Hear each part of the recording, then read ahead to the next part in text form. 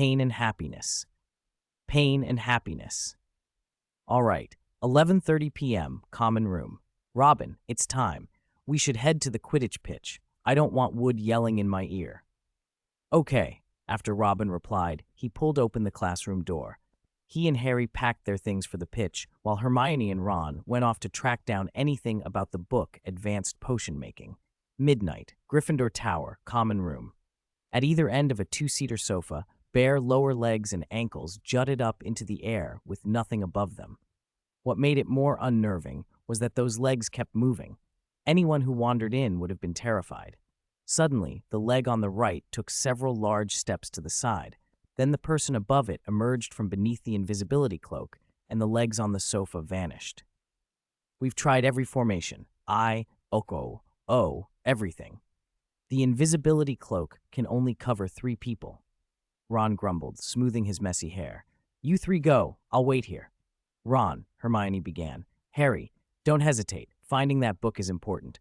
Ron curled up in a single armchair and wrapped himself in a thick blanket. Harry gave a helpless sigh. Let's go. The library was pitch black.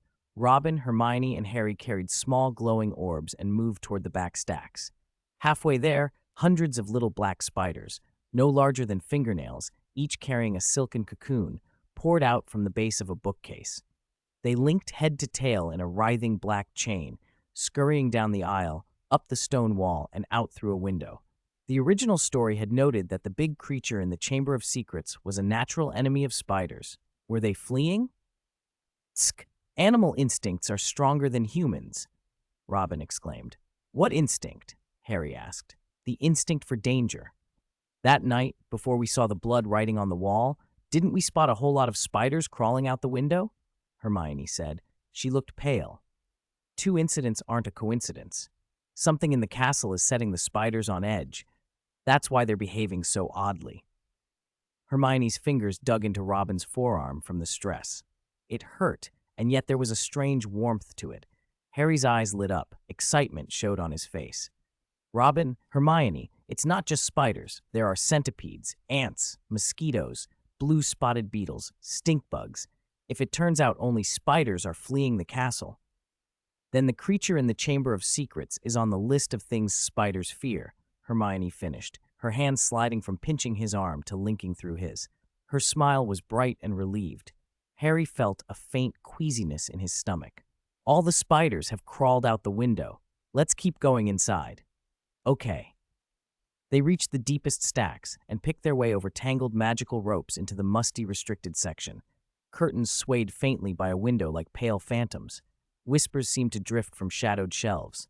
Hermione froze, hearing a cold hissing from a distant bookcase, as if something lay in wait behind the volumes, ready to strike. Robin, Harry, did you hear that whisper? She asked, voice low. Yes, I heard it last time too, Robin replied.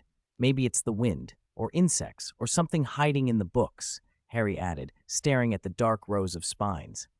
Don't split up. Let's search together, Hermione urged. No, we'd be too slow, and Filch could come on patrol at any moment, Robin said. Oh, right. I asked the girl who last borrowed Advanced Potion Making. She said the cover is stone gray, not very large but thick. The page is a bit moldy, and there's a red stripe along the side with red writing, Hermione reported. She picked up her glowing orb and moved toward the bookcase by the window. Robin and Harry exchanged glances. Harry went to the shelves by the stone wall, while Robin took the middle aisle. The restricted section's books were wildly varied. Different sizes, different fonts, different bindings, and dazzling to the eye. As he walked, Robin used the silverfish spirit insect's omniscient replication skill on any book that caught his eye, copying the text into his magic cube space. After gaining considerable experience, the silverfish had evolved to level 4. Its capacity for replicating text images had jumped from 1 million characters to 100 million. A small voice, the call of Xiao Layao, reached him through 3 rows of shelves.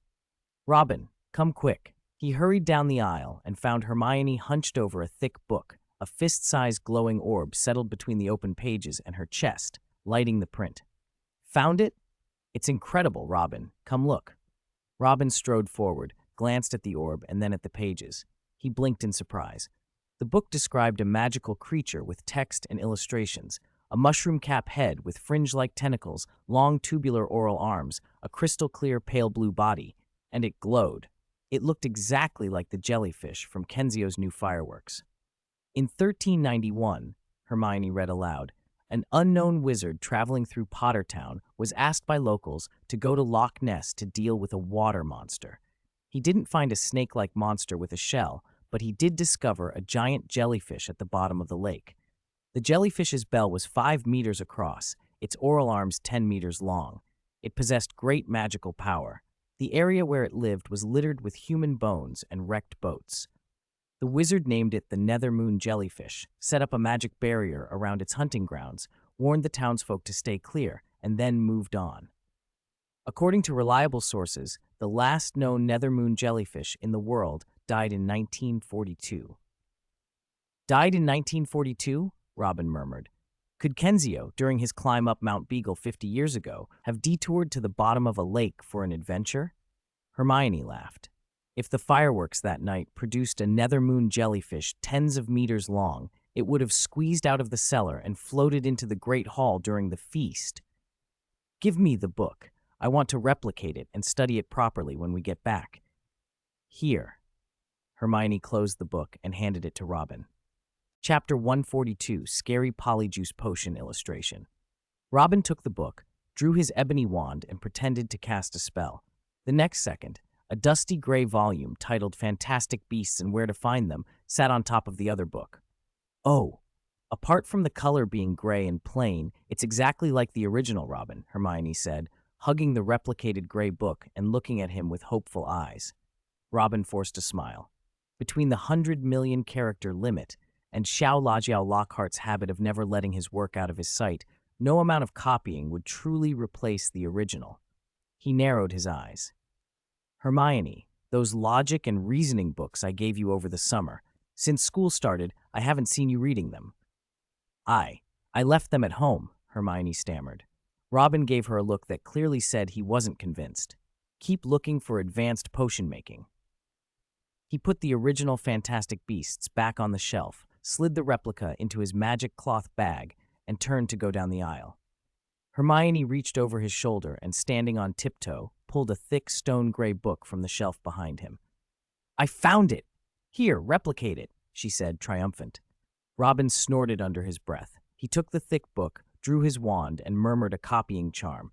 The replicated book shimmered into being, and then a piercing, high-pitched scream echoed from somewhere in the stacks. Both of them exchanged a glance and ran toward the sound. They arrived to find books strewn across the floor, and Harry huddled against a shelf, panic written on his face, wrestling with a large black and silver book. Even when he managed to shut it, the book kept screaming. Quick, think of something, he pleaded. Robin improvised a counterspell. A marble-sized ball of gray mist shot from his wand, streaked forward, and clung to the cover of the large book. The mist expanded and contracted, as if sucking something out of the volume. The screaming gradually subsided. When it stopped entirely, the gray mist gave a tiny, satisfied burp and vanished back into Robin's wand. The large book thudded to the floor. They scrambled to gather the scattered books and shoved them back onto the shelves. When they finished, Harry was standing very still, clutching his forehead. Harry, what's wrong? Harry. Robin called until Harry came back into himself. I'm all right, Harry said. It's just when that gray mist touched the book, my scar started hurting, just like before. He glared at Robin. What was that gray mist? Robin hesitated, then explained. When Little Gray was put into the magic cube's grid, it became its own entity. But it's still a fragment of Lord Voldemort's soul and shares the same energy signature as the village tyrant. It's a magical life form born from several mixed energy fields. It devours biological energy, soul power. I see. Harry nodded slowly. Footsteps and the jingle of keys sounded in the corridor outside, the unmistakable clump of Filch. The three of them moved quickly to the restricted section door, climbed the rope barrier, and slipped under the invisibility cloak. Filch pushed the door open, slammed the bolt, and held an oil lamp high while brandishing a mop handle. You rascals won't get away, he snarled. I'll catch you tonight, and I'll get the headmaster to let me chain your ankles and hang you upside down from the ceiling till you confess. He prowled forward, swinging the mop head as if it might hit some invisible culprits. When the greasy stick brushed just past them, Hermione elbowed Robin and gestured urgently for him to come up with a plan. Robin outlined it with his fingers. Pull the bolt, open the door, throw something, run. Hermione and Harry nodded. They edged left as Filch prowled, bending and ducking under the wildly swinging stick until they reached the door. Robin yanked the bolt, flung the door wide, and launched an ice bead that would melt on impact into the right corridor. The trick worked. The clatter and the wet stain drew Filch out. He dropped the lamp, gripped his mop with both hands, and charged into the right corridor, furious. While Filch rushed to investigate the false trail, Robin, Hermione, and Harry slipped out and hurried to the right themselves. When Filch returned to relock the library door, he was still cursing about being fooled and forgot to check every angle with his mop. The three slipped past him and were soon safely away. Filch's dream of hanging them upside down from the ceiling would have to wait for another night. Later, in the corner behind the three-seater sofa in the Gryffindor common room, Robin, Harry, and Ron sat in a tight circle with Hermione between them, the thick, advanced potion-making open in her hands. A small orb cast a pool of light over the pages as the book's pages turned. "Found it!" Hermione cried, pointing at a page. Robin leaned over. The page had 3 unsettling illustrations and several dense paragraphs. The first drawing showed a bejeweled noblewoman with flowers erupting from the top of her head and a half-meter-long spider crawling out of the flowers. The second depicted a distressed youth whose muscles bulged unnaturally, his head elongated, his ears gone pointed.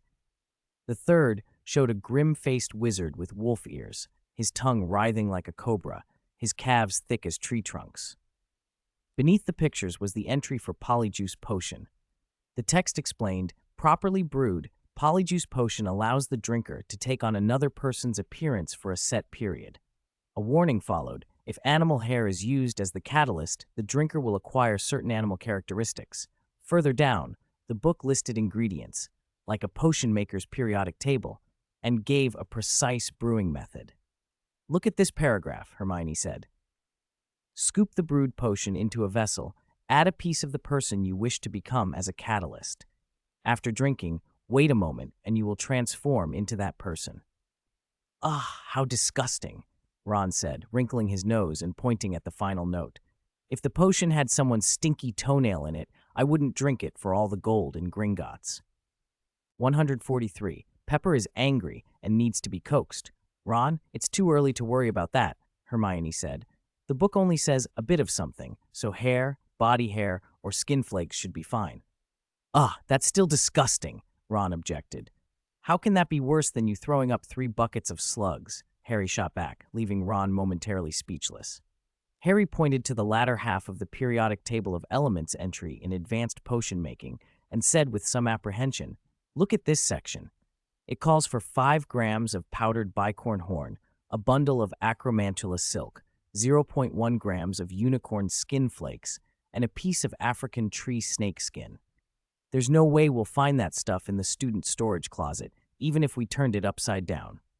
"There certainly aren't any of those in the student storage closet," Robin said thoughtfully. "But I once saw a bicorn horn and African tree snake skin in Professor Snape's private storeroom. Perhaps we could steal?" Harry interrupted, shaking his head. "Hermione, I don't think that's a good idea." Hermione closed the book, her eyes red from late-night studying, and said, "Ron, Harry, if you two are scared and want to back out, just say so. Anyway, you two aren't on the heir's purge list. Robin, what about you? Will you back out like them?" Robin's eyes shimmered as if she were about to cry. Words wouldn't be enough. She reached into her magic cloth bag, the Sea of Consciousness space, pulled out a large craft paper parcel, unwrapped it, and handed a horn to Hermione. The horn was short and stout, gray-black, conical, its surface cracked like tree bark. The base looked like tree rings with dark gold-brown circles. When Robin flicked it with a finger, it gave a dull, hollow sound. "This is a bicorn horn. Robin, where did you get it?" Hermione gasped, the moisture in her eyes suddenly replaced by bright excitement. "I found it at a junk shop," Robin said dryly. "Don't worry about the rare materials now. I'll write to Nagini. She has a wide network. She should be able to mail the rest of the ingredients back to Hogwarts by next week. Hermione threw her arms around Robin and hugged her for a very long time. A few light coughs from behind them eventually broke the embrace. Hermione lifted her head, choked out a "thank you," and turned to glare at Ron and Harry. "Humph. Unreliable fellows," she muttered. "I'm not scared, and I'm not backing out," Ron said quickly. "I can handle hair and skin flakes. Clean fingernails are acceptable. Remember, Goyle and Crabbe have a habit of sucking their fingers during dessert," Robin pointed out faintly. Ron made a few twitching expressions and then declared, "Fine. Even if it means using a spell to kidnap them, I'll get their hair." Hermione rubbed her temples. "I'm not scared either. I just have a few practical concerns. When will you start brewing? Where will you brew it? And how long will it take?" "Next week after the match," Hermione said. "By then the materials should mostly be here. We'll brew it in the girls' lavatory on the 3rd floor. Moaning Myrtle lives there. No one wants to bother her, and no one wants to get splashed with toilet water. As for how long, let me check the book." She flipped to the polyjuice potion instructions and scanned the brewing times. "Lacewing flies need to be boiled for 20 days, leeches for 7 days, and fresh fluxweed must be picked on the full moon. If everything goes smoothly, the potion should be ready in about a month." "A month?" Harry's eyes widened. "But Hermione, if Malfoy really is Salazar Slytherin's heir, won't he have gotten rid of half the Muggle-born students by then?" Hermione frowned helplessly. "I know, but we have no other choice." Ron nudged Harry with a smirk. "There's one more way. During Saturday's match, you knock Malfoy off his broom and injure him badly enough he has to go home to recuperate." "Ron, don't joke," Hermione snapped. "It's already 2 a.m. Hurry back to the dorm to sleep." "Aren't you two supposed to be training on the pitch tomorrow morning?" "Yes," Robin sighed. Hermione tucked the book into her robes, turned toward the girls' dormitory entrance, and left. Robin and the others returned to their dorms up the spiral staircase. Saturday, 10:30 a.m. Late autumn felt hot and humid like summer. The gray sky rumbled now and then with distant thunder. Robin and Harry carried their broomsticks into the changing room, changed into their bright red robes, and sat with the other players as Oliver Wood launched into his rousing speech. "Lads and lasses, this is the moment we've all been waiting for. Their new broomsticks might be better than ours this year, but our Gryffindor players are 10 times stronger. We've trained harder than Slytherin. We've ridden and played in all kinds of weather. Yeah, since September my robe hasn't been dry once," George piped up, complaining about the constant autumn rain. Wood ignored him and continued, "We're going to make Slytherin regret putting that little brat who only cries for his daddy on their team. Harry, remember, either catch the golden snitch or die on the field. All right, time to go out there. Good luck, everyone. Robin, you stay here and handle logistics." "Okay," Robin answered. Wood clapped 3 times. The players stood and stretched. 3 minutes later, they followed him out into the bustling stadium. Robin set a small stool by the changing room curtain, lifted it, took a monocular, and watched the pitch. He munched on a roasted pumpkin seed about the size of a beetle nut, one of Hagrid's giant pumpkins, while keeping an eye on the game. As the Gryffindor team took the pitch, cheers and applause rose from the stands, drowned out only by boos and jeers from Slytherin. The 2 captains, Oliver Wood and Marcus Flint, exchanged a hard look and then shook hands at Madame Hooch's request.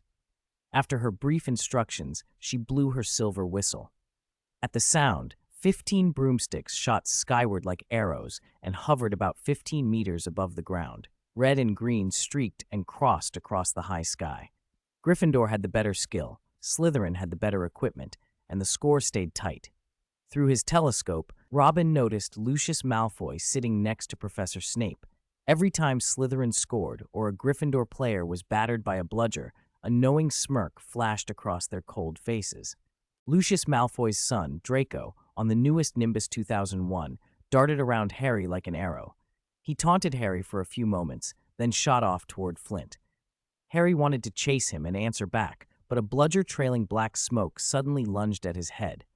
He ducked instinctively. The ball scraped his hair and streaked past. "Watch out, Harry," George called, laughing. He just struck the bludger away toward Pusey, but celebrated too soon. After 4 or 5 meters, the black ball curved and came straight back for Harry's head. Harry spun his broom and flew behind George. George put everything into his swing and smacked the bludger toward Malfoy, but after 7 or 8 meters, it looped again and sped back at Harry. Harry leaned forward and headed for the far end of the pitch. The black ball chased him, whining through the rain that had started as tiny pellets. "Harry, go down!" Fred shouted, already hovering right in front of him. Harry dropped a meter. Bang! The bludger was knocked away. "You're safe," Fred called. For a few breaths, Harry relaxed, but after 11 or 12 meters, the bludger turned sharply once more, zeroing in on him. "Harry, does your head have a vendetta against that bludger?" Fred asked, exasperated. "I'd like to know, too." Harry gripped his broom and accelerated to the right. Fred and George trailed so close their shoulders almost brushed. The sky dimmed, as if evening had come early, and rain the size of mung beans began to fall. Through worsening weather, the smoking bludger became more vicious, repeatedly hurtling at Harry's head. If not for Fred and George, anything could have happened. But because both beaters were tied up protecting Harry, the Gryffindor chasers were left without beater cover and kept getting battered by bludgers. They lost possession repeatedly, and Slytherin took advantage. When Angelina was knocked by a bludger and the quaffle was stolen by Flint, Slytherin scored again. Wood landed hard, glaring. "Fred, George, what were you doing when Angelina, Alicia, and Katie were getting attacked by bludgers?" he demanded. "Someone tampered with a bludger," Fred muttered. "That black ball kept trying to smash Harry's head. It just wouldn't let him go. George and I couldn't ignore that." Harry felt sick with guilt. He didn't want to be the reason the team was losing. "Fred, George, don't worry about me. Between the two of you, I can only see arms swinging.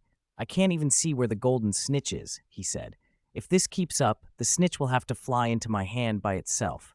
You two should leave that bludger to me." "Don't be daft. You'll get killed," Katie protested. "We should call for a full investigation." "No, stopping the game now would make all our effort pointless," Wood countered. "Wood, you jinxed us when you said, 'Either catch the snitch or die on the field,'" George roared. Robin noticed Madam Hooch coming across the pitch, and out of the corner of his eye saw Flint with a mean little grin. He swallowed a smirk and said, "Let me try. See if that black ball that likes to hit people's heads can take my bat." Madam Hooch huffed as she landed beside them. "Had enough rest?" "Ouch." Fred clutched his shoulder, face contorted. "My shoulder hurts like someone's poking needles into the bone. Maybe an old injury's flaring up." George pressed a hand to Fred's shoulder. "If he goes back out there like this, he'll be useless after a few swings.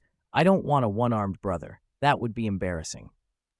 "All right, George, keep covering the chasers from bludgers.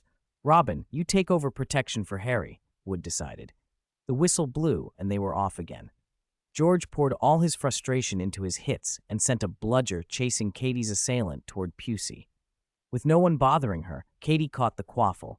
George escorted her toward the Slytherin hoops. She faked out Bletchley and sent the quaffle through. Lee Jordan's voice crackled with excitement over the PA. Gryffindor scores 10 points. Up in the air, the rogue black bludger fixed on Harry once more. Whoosh! Smoking and vicious, it streaked in. Robin timed his swing perfectly, launching the bat with the force of a mountain giant and the accuracy of a garden goblin. Bang! The bludger flew toward Malfoy. 5 meters away, it swerved back at Harry. Robin watched Harry's fingers tighten and his body lean forward and shouted, "Don't fly. Hold here. I want to try an experiment." "An experiment?" Harry asked, confused. "Exactly." They hovered at the center of the pitch, between the action. Qualls and bludgers zipped around them. Keepers and chasers dodged in and out. Each time the black bludger came at them, Robin hit it in a slightly different direction, east to southeast, east to northeast, forcing it toward Pusey, then Flint, then back at Harry. 20 or 30 swings later, a pattern emerged. After being struck and flying roughly 50 to 55 meters, the bludger would make a sharp turn and home in on Harry again. Robin pulled a face. A boomerang bludger. Dobby's painstaking efforts hadn't been in vain.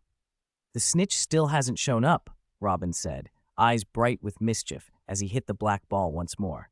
"How about we have a little fun with Slytherin? Why are you, a batsman, joining in the chase?"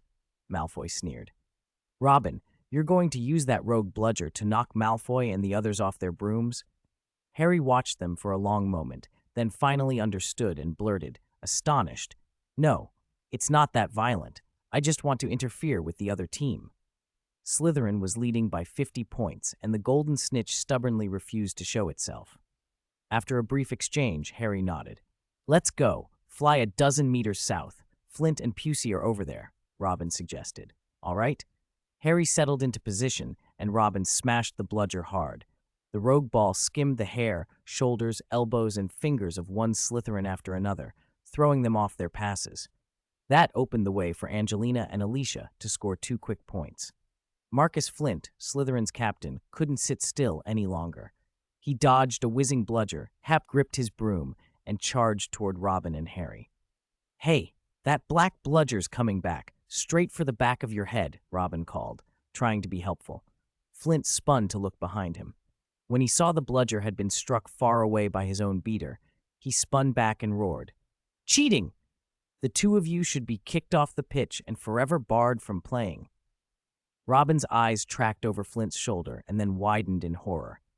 "That bludger is on fire! Move!" Flint panicked, swung his broom, and lurched a meter to the right, only to realize he'd been tricked. The blazing bludger George had hit was actually over 100 meters away. "You two are cheating and fouling. After you hit the bludger, it only goes after Slytherin players," he snarled through his teeth. "By that logic, isn't Slytherin the one cheating?" Robin shot back, arching an eyebrow. "You'll be the ones talking to Professor Snape." Flint was about to reply when Robin suddenly straightened and exclaimed, "Hey, no, it really is coming back. You expect me to believe you again? It's true, the bludger is actually heading this way." Harry tugged Robin a meter to the right. Flint snorted, but then a whoosh sounded behind him. Oh no, the bludger really was returning. He ducked, willing it to miss, and thump! The bludger struck him hard in the back. The force sent him into a horizontal spiral. He clung to his broom like a beetle and spun 7.5 times before barely regaining control. Dizziness still whirling, he wobbled his broom away from the danger zone. Robin couldn't resist thinking that Flint had it coming for ignoring the warning. "The score's tied. Shall we go look for the snitch?" Harry asked, glancing at the scoreboard. "Let's." They hadn't flown long when Malfoy cut across and intercepted them. "Hi, Scarhead, Lestrange. You two are stuck together, aren't you?" he taunted, making a face. Robin was about to bite back when something small and golden began to flutter toward them, a tiny winged thing the size of a walnut. It slowed, hovered, and then settled about 5 centimeters above Malfoy's left ear. Malfoy was so busy mugging at them that he didn't notice. Harry saw it at the same time. He swallowed, held his breath, and shot forward. "What do you think you're doing?"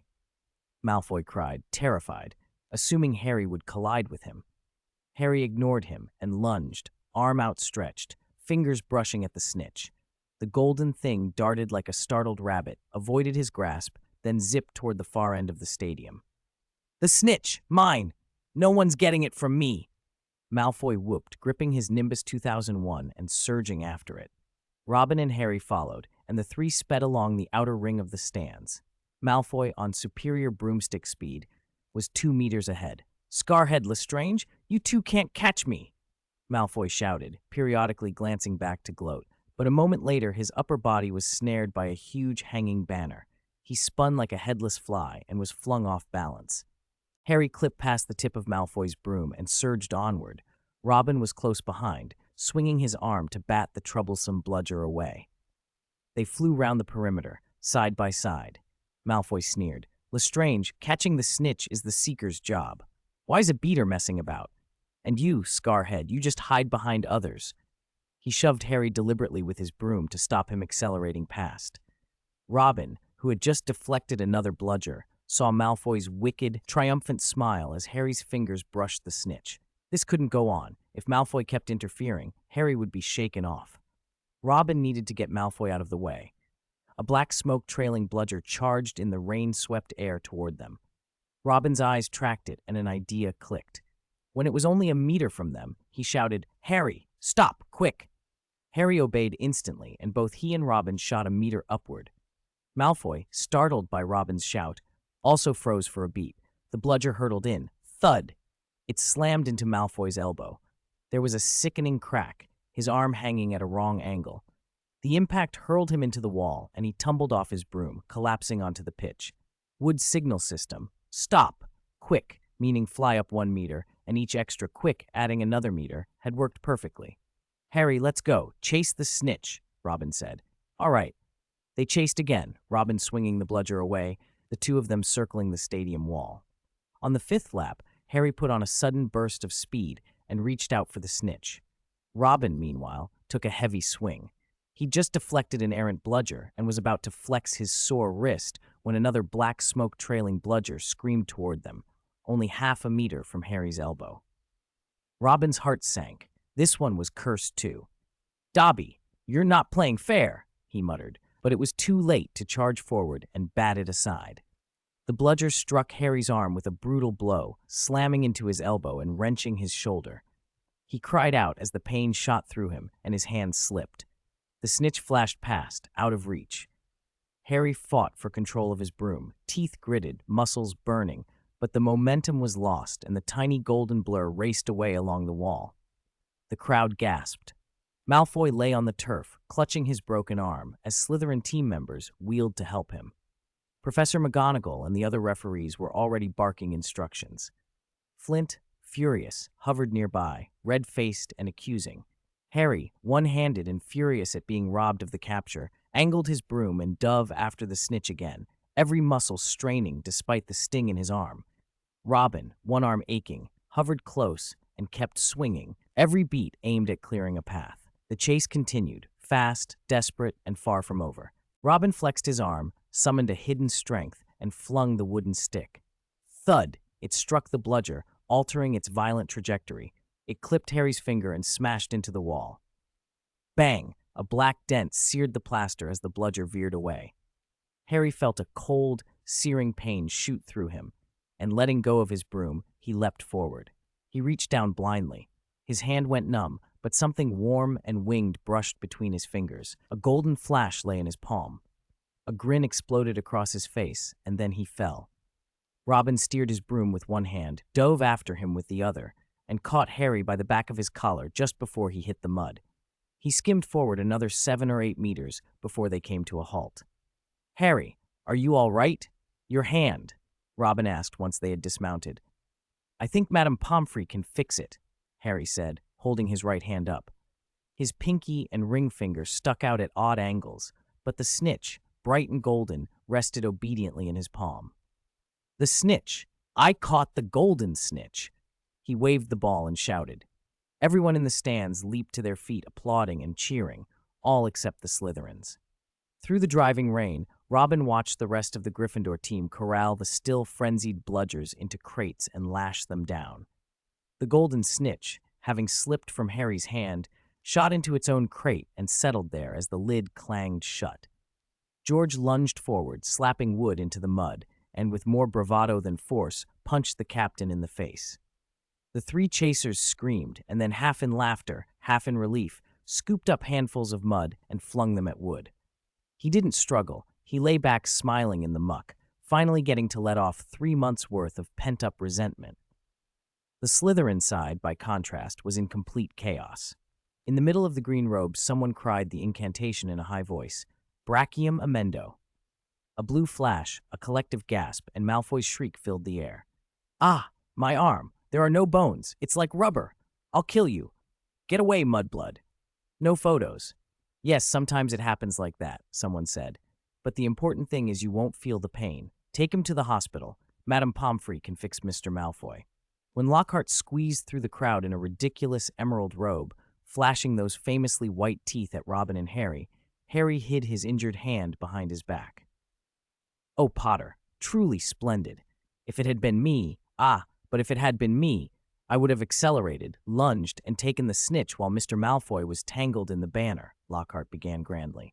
You understand, I was a seeker in my day. My extraordinary riding and playing drew the eye of the national team. They thought I could lead them to victory in the World Cup, but I refused. I have devoted my life to vanquishing the forces of dark magic. First, I shall. Robin wasn't interested. He found a random excuse and pulled Harry away before Lockhart could finish his heroic monologue. That evening, in the Gryffindor boys' dormitory, Ron hunched over the chessboard, moving a black bishop forward. The bishop roughly wrenched a white knight off its mount and dragged it from the board. Robin lay back in a custom Kensio recliner, reading Chapter 7 of a battered gray book titled The Magical Power of Herbs. The chapter was all about gillyweed, a miraculous plant that, when eaten, grew gills and webbing between your fingers and toes. It looked gray-green, like a ball of hundreds of intertwined rat tails, and tasted like raw octopus. Taken in time, it let you breathe underwater and swim with gills and webbed hands for an hour. Robin thought of the Triwizard Tournament, of the way Harry had used gillyweed in the second task. Harry stood by the tall, narrow window, staring out into the rain. Thanks to Madame Pomfrey, his pinky and ring finger had already been set back to normal. A timid, high-pitched voice broke the dormitory's quiet. Robin snapped the book shut and turned toward the sound. Under the chandelier, a small elf stood on the floor, dressed in a patched pillowcase. He was tiny, with bat-like ears, a long, thin nose, and huge green eyes that bulged like tennis balls. A tear slid down his pointed nose and splashed onto the floor. "Mr. Potter," the elf wailed. It was Dobby. 4 months had passed since Harry had last seen him. The sight of the house elf didn't fill Harry with joy. It set his blood boiling. "Dobby," Harry said quietly, stepping forward. "You were the one who sealed the passage at the platform, weren't you?" Dobby's eyes grew wet again. "Yes, Dobby." Dobby hid nearby. When Mr. Potter rushed through, Dobby sealed the wall. His voice trembled. Dobby didn't expect so many would be trapped at the station. Dobby didn't expect the wizards on the train to interfere, so Dobby had to undo it. Dobby thought the bludger would. "Your bludger?" Ron demanded, clutching a black knight in his hand. "You did it? You meant that bludger to kill Harry?" No. Dobby didn't want to kill Mr. Potter," Dobby cried. "Dobby only wanted Mr. Potter to be badly injured and sent home. The school is too dangerous." He choked back more tears. "Dobby feels so guilty. Dobby burnt his own hands with an iron." He showed Harry his bandaged fingers. Seeing the strips of cloth around Dobby's long, thin hands made more than half of Harry's anger ebb away. "Dobby, disappear before I get angry and snap your neck," Harry said low and without feeling much like a threat. Dobby's face collapsed. He grabbed a table leg, beat his head against it, and sobbed. "Dobby is used to death threats. Dobby's master threatens Dobby more than 5 times a day." Robin watched all this, eyes narrowing. Even the pen holder on the table had been knocked over during Dobby's agitation. He thought, "You really do like pain." He stepped forward and addressed the elf more calmly than Harry had. "Dobby, there are plenty of ways to get someone to leave school," Robin said. "Why did you want to injure Harry so badly?" Dobby sobbed, tears running down his long, pointed nose onto the floor. Dobby didn't mean to hurt Mr. Potter. "Dobby remembers what everything was like before Harry Potter vanquished you-know-who," he continued. "We house elves were treated like vermin. Of course Dobby is still treated like vermin now," he added. "If his master is displeased, he will whip Dobby." Dobby began to wail, burying his face in his hands. Clutching the old pillowcase with both hands, he blew his nose with a loud, embarrassing honk. Harry looked at him, pity easing the last of his anger. "Dobby, why are you wearing an old pillowcase?" Dobby tugged the pillowcase down and smoothed wrinkles that wouldn't lay flat, trying to make it look like clothes. "Mr. Potter, this is the symbol of a house elf's servitude. Dobby can only be free if his master gives him clothes. But Dobby's masters are very careful. They wouldn't even give Dobby a stinky sock." He glanced around quickly, then lowered his voice until it was almost a whisper. "Listen, something terrible is about to happen at Hogwarts. Mr. Potter must not stay here, because history is going to repeat itself. The Chamber of Secrets has been opened again." "So there really is a Chamber of Secrets in the castle?" Ron asked in surprise. Dobby's eyes widened with panic. "I shouldn't have said it," he muttered. Dobby grabbed the glass water jug from the desk and hammered it against his forehead, muttering, "Bad, Dobby is very bad." Robin stepped forward and snatched the jug away. Ron held one of Dobby's bony wrists, and Harry pressed on. "Tell me, Dobby, when was the chamber opened before? What happened after? Who has opened it now?" Tears filled Dobby's eyes. Dobby cannot say. Dobby only wishes that Mr. Potter will be safe. Harry's patience snapped. I'm a pure-blood wizard. I'm not on the monster's purge list. I can't be in danger. Dobby, tell me who opened the Chamber of Secrets. Dobby cannot say. Dobby raised his hand and snapped his fingers. Harry's grip on the pillowcase suddenly loosened. Where his fist had been was only air. He always comes and goes without a trace, Dobby said. Harry sighed and began to tidy the mess. Scattered papers and trinkets, puddles on the floor, and the trail of Dobby's tears. The next morning in the Great Hall, the atmosphere felt different. Students at the long tables whispered to one another. Even Professor McGonagall at the staff table was speaking in low, grave tones with Professor Flitwick. What's happened? Hermione asked confusedly as they sat. Harry and Ron shrugged. Robin looked like he had an idea. Aha! I know what happened. Fred and George appeared at their side, grinning. Harry, remember that gray-haired little boy who's always asking you for photos and autographs? Fred said. Colin Creevey, remember? He's always around, taking pictures. Saw him 6 or 8 times a day. Harry nodded. George gave him a conspiratorial wink and patted his shoulder. You can strut around the castle now. That fellow won't pop up from every nook and cranny to bother you. Why? What happened to Colin? Harry and Hermione asked at once. He was petrified by an unknown creature, the Weasley twins replied, widening their eyes and putting on dramatic expressions. Hermione jumped so hard she dropped her fork, sending a sausage spinning into her onion and egg soup. Fred and George exchanged looks, then told the story.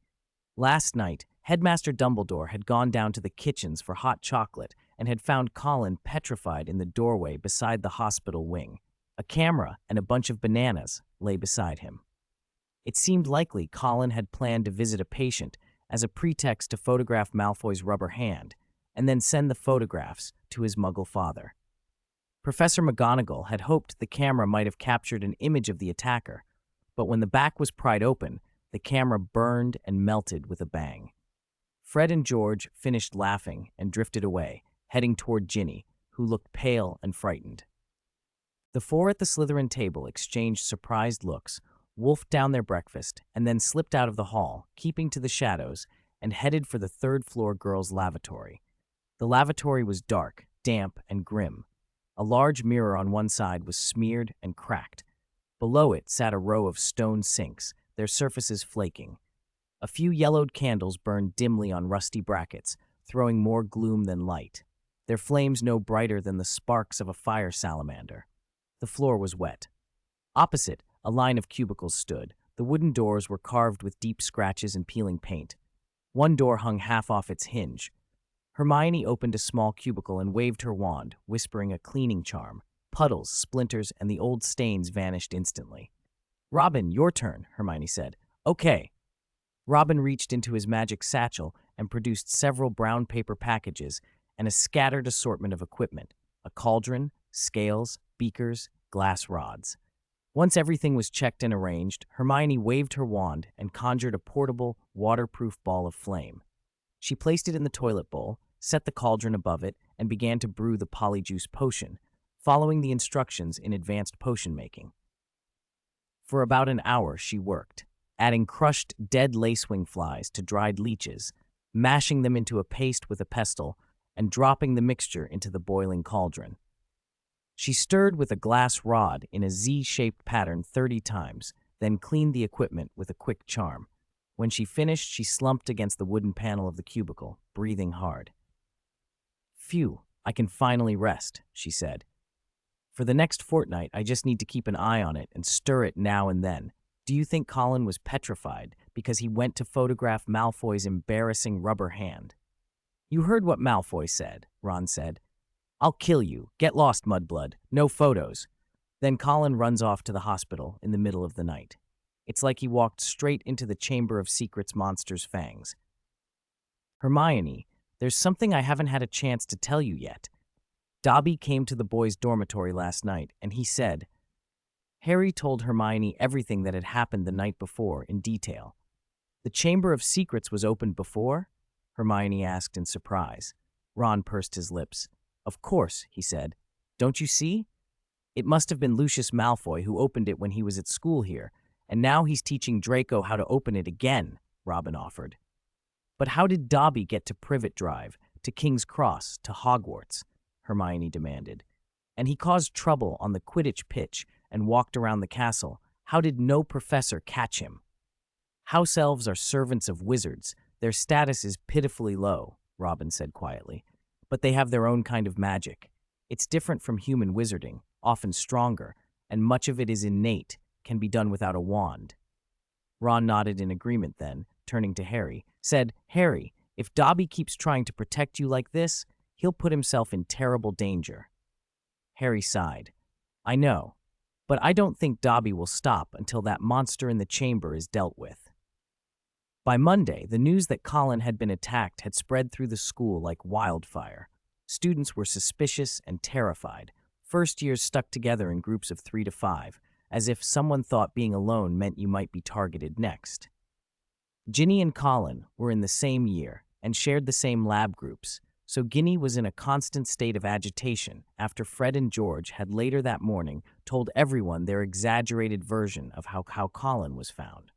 When Percy learned what the twins had been doing, he took on his older brother, Prefect Eyre, and ordered them to comfort Ginny. Fred and George's attempts at consolation were bewildering. As Ginny walked down a corridor, Fred, wrapped in a gray wolf skin, leapt from behind a statue, snarling and clawing like a wolf, which sent Ginny into a silent scream.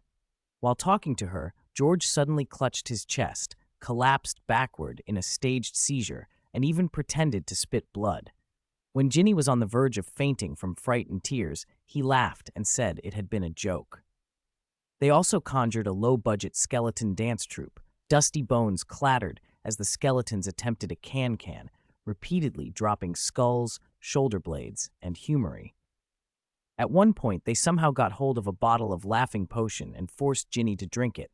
She alternated between crying and laughing, finally throwing herself into Robin's arms. It took Robin a long time and a lot of effort to reverse the potion's effects. When Percy found out about any of this, his lips trembled with anger. He forbade them from tormenting Ginny again and threatened to tell Mrs. Weasley. Only then did the twins stop. The legend of the Chamber of Secrets monster only grew. A hush of superstition swept through the school. Students quietly bought charms and talismans and items for protection. Neville Longbottom, already nervous and desperate to feel safe, spent a small fortune on a rotten, green-oozing onion, a cracked amethyst, and a slimy, foul-smelling newt tail. Seamus and Dean tried to reassure him that the Longbottoms were part of the Sacred 28, and that as a pure blood, he wasn't likely to be targeted. Neville, however, feared he was no different from a squib, and convinced himself he might be on some cursed list just the same.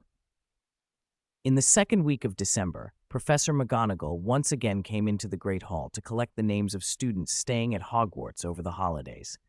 Fun. When she announced that Malfoy planned to remain at school for the break, murmurs of suspicion spread. Polyjuice potion would be brewed over the holidays, and everyone knew what that might allow. So most students signed the list to stay. Robin, however, did not. He planned to go home to the village. Hermione was annoyed and ignored him for several days. In the end, Robin had to drag her to a clearing deep in the Forbidden Forest one night and conjure a dreamy field of pale purple bellflowers to make amends. A few days before the holidays, as Robin and the others came down for breakfast, they found a crowd gathered around the entrance notice board. Seamus caught sight of them and waved excitedly. "Look," he called. "The school's holding a dueling club. There's a dueling lesson tonight in the Great Hall. I'm going to join, might learn something useful." Robin and the others pushed through. Seamus pointed at the notice with excitement. "Do you think the chamber monster'll duel?" Ron asked with a nervous laugh. "You never know when dueling skills will come in handy," Seamus said earnestly. That was enough to convince them, and at 8 o'clock that evening they were all in the Great Hall. The 4 long house tables had been cleared away and replaced by a gilded stage roughly 2 meters wide and 15 meters long. Hundreds of candles floated above it, their light reflected in a throng of eager faces on either side. Students of every year pressed in, wands clenched in their hands, excitement written across their faces. Ron squeezed to the front, Robin brought up the rear, and they all managed to edge close to the stage. Gilderoy Lockhart swept onto the platform in a plum-colored robe, hair as sleek as a wave. He clapped his hands until the room quieted, then called, "Come closer. Gather round. Can you all see me? Can you hear me?" When the students nodded, he beamed. "Excellent. Given the recent dark events, Professor Dumbledore has permitted me to open this dueling club to train you. One day you may need to protect yourselves, just as I have done. Full details on protection are, of course, in my books." He untied his plum robe with a flourish, crumpled it up, and tossed it into the crowd. Girls scrambled for it. Lavender Brown elbowed past a group to snatch it up. Lockhart rolled up his sleeves and gestured toward one end of the stage. "Allow me to introduce my assistant, Professor Snape." Severus Snape glided onto the stage in black, his face as severe as ever. "Professor Snape has generously agreed to help me demonstrate," Lockhart announced. "But don't worry, after our demonstration, I will return your potions professor to you completely unharmed." Snape's eyes flashed coldly for a moment, and a look of disdain crossed his face that Lockhart's boasting didn't touch. Ron muttered something under his breath that drew a sharp look from Hermione. "Ron, don't be ridiculous," she hissed. On the stage, Lockhart and Professor Snape faced each other. Both had their wands at their chests. With a snap, they flicked them down to their thighs. After a brief, formal bow, they walked to opposite ends of the stage, turned, and raised their wands in an attacking stance. "Professor Snape, I'll count to 3, then we'll cast our first spell." Snape didn't wait for the 3. He barked, "Expelliarmus!" A red halo, as large as a round table, surged from the tip of Snape's wand. The halo shrank into a ball of light the size of a bludger and struck Lockhart in the chest. The force sent him flying off the stage. He hit the stone wall with a thud and collapsed to the floor. A collective gasp swept through the hall. Hermione cried, "Is he all right?" "Who cares?" Harry laughed, but Lockhart picked himself up, swayed back to the stage, and flashed his usual grin. "Professor Snape, excellent demonstration. If I may say, your attacking intent was a bit too obvious. Had I really wanted to stop you, it would have been child's play." Snape's eyes turned cold. "I think it would be far more useful to the students to teach them how to block hostile spells," he said, his voice low and dangerous. Lockhart, noticing the professor's irritation, quickly agreed. "An excellent suggestion. 2 volunteers to demonstrate, Lestrange and Longbottom, if you please." A voice from the crowd muttered, "That's not a good idea. Longbottom can barely manage the simplest charms. If he goes first, we might have to send Lestrange's remains to the hospital in a matchbox." Neville's round face burned crimson. He looked down and tried to ignore the jibes. Robin felt the comment like a punch in the gut. "Professor, may I choose someone from my own house?" he asked. Without waiting for Lockhart, Snape scanned the Slytherins and pointed to a fierce-looking boy. "Flint, come up. A 2nd year against a 6th year. Interesting." Robin walked onto the stage under anxious looks from his friends. Lockhart brushed past him, unusually subdued.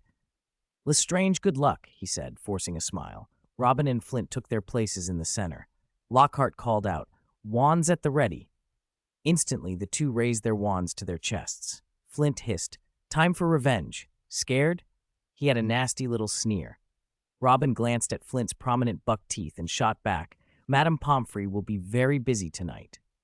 They flicked their wands down to their thighs, skipped the bow, walked to opposite ends, then turned and raised their wands. "I'll count to 3. Disarm only. Expelliarmus. 1, 2. Phantom strike." Like Snape, Flint struck at 2. A bolt of lightning as thick as a pinky shot from his wand. Robin leapt backward. The bolt hit the spot he just occupied, scorching a coconut-sized hole in the stage. Flint's lips curled in a smug grin. Robin wasn't rattled. He flicked his wand. Mystic Fire Entanglement. A wave of black flame surged toward the other end of the stage. Flint threw up a water summoning charm. Snakes of water licked at the black fire and snuffed most of it out. Flint's face lit up with triumph, but a crown of yellow flames, immune to water, appeared above the firewall. They broke through the water and enveloped Flint's head, leaving him with a singed, ridiculous-looking patch of hair, like a badly boiled egg. The hall erupted in laughter. Fred called out, "Get off the stage, hairless!" "Thorns, grow!" Flint snarled. Thorny branches burst from the floor and crawled toward Robin. "Flowers, bloom and wither!" he added, and bright red azaleas popped open on the thorny stems, but each flower withered in 3 seconds, turning the thorns to red ash that showered down. 3 feet of ice, Robin snapped. The ash crystallized into dozens of icy stalactites that hurtled toward Flint. Flames, incinerate. Flint poured out a blast of fire. He overreached. The flames melted the ice, but then roared outward, sweeping across the sides of the stage. The crowd screamed and scrambled, people stumbling over one another to get away. Quickly, Robin cast a water wall charm. 4 walls of water rose and closed in on the flames. As the walls narrowed, the blaze diminished until it guttered and died. Robin was about to demonstrate another blocking charm when Lockhart's frightened voice rang from behind him. "I said only disarm your opponent." Robin blinked, obeyed the instruction, and flicked his wand. "Expelliarmus!" A brilliant red light shot from his ebony wand. Flint's wand flew 5 meters through the air, smacking Malfoy square on the forehead. Flint himself was hurled off the stage, hit the stone wall with his back, and went face first to the floor. There were ugly noises, cracks, hisses, then a groan. He pushed himself up, blood mixed with dust on his mouth and nose, and 2 front teeth, knocked loose and yellowed, were embarrassingly lodged in his nostrils. Snape's face went ashen with fury. "Pusey Higgs, take him to the hospital wing." Robin stepped back into the crowd. Lockhart swept onto the stage, all blinding teeth and theatrical relief, and told everyone to pair up and practice dueling on stage. What followed was a non-stop parade of mishaps. Neville and Justin Finch Fletchley provided the first chaos. One wand emitted green smoke, the other purple.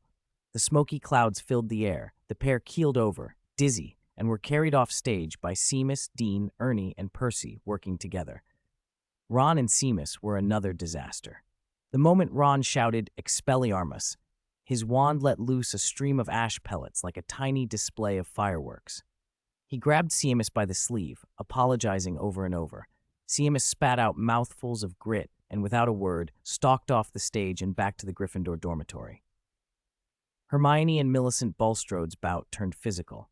Hermione struck first and disarmed the bulky Slytherin. Bulstrode charged across the floor and tried to force a hand-to-hand contest. Hermione held her ground, but Bulstrode's size let her clamp Hermione's head against her arm. Hermione's face flushed crimson. Robin didn't hesitate. He vaulted onto the stage and wrenched Bulstrode's arm straight, freeing Hermione. The dueling practice had turned into a lesson no one would soon forget. Within an hour, the dueling practice had produced several minor injuries, and Lockhart had become positively agitated. He sprang up onto the stage, beaming, and called out, "I think I should teach you how to avoid casting unfriendly magic. Come on, another pair. Potter and—" "I'll duel Potter," Malfoy said, raising his hand. "Excellent, both of you up here." Lockhart waved them on with an exaggerated flourish. Harry climbed the stage and Lockhart moved to stand beside him, knees bent, wand waving left and right, in an attempt to demonstrate complicated wand work. The wand slipped from his fingers with an undignified clatter and fell to the floor, which only made Lockhart beam wider. Snape, who had already ushered Malfoy up, leaned over and whispered a few directions to his Slytherin. Harry and Malfoy took up their places in the center, bowed, and faced one another. "I'll count to 3, Lockhart announced, "and only when I say 3 may you cast. 1, 2, Flipendo!" Malfoy ignored the count like it was some old, inconvenient rule. A purple disk of light flashed from his wand and struck Harry on the head. Harry staggered but recovered and fired back a neat rictus empra, a silver jet that hit Malfoy in the stomach. Malfoy bent double, clutching his belly and laughing uncontrollably. With a hard pinch on his thigh to steady himself, Malfoy shouted, "Serpensortia!" His wand erupted in sparks and a hideous black snake shot out, landing heavily on the stage. It reared, hissed, and flicked its tongue. The students screamed and scrambled back. "Don't move, Potter. I'll take care of it," Snape drawled, clearly enjoying Harry's confusion a little too much. "Professor, let me." Lockhart rushed forward, wand out. "Vanish Serpentis." The spell misfired with a bang. The conjured snake only leapt higher, then coiled and crashed back down in a furious writhing of scales. It slithered from the stage toward Justin Finch Fletchley, closest to it, and reared up again, fangs bared. Harry had been staring at the snake. His expression changed. His feet began to move without his thinking, and his mouth opened as if he must speak. He swallowed hard, some urge tightened his throat, and he was about to speak when Lockhart cried out another, "Vanish, Serpentis!" This time fire flared on the snake's flank. It writhed, rolled in agony, and was reduced to a pile of black ash. Justin, shaken but safe, breathed, "Thank you," and looked toward Lockhart, who was hastily putting his wand away, preening as if the whole thing had been part of his demonstration. The applause and whispers rolled across the hall, and Harry felt cold as he realized how close he had come to speaking. His hands trembled, his face went pale.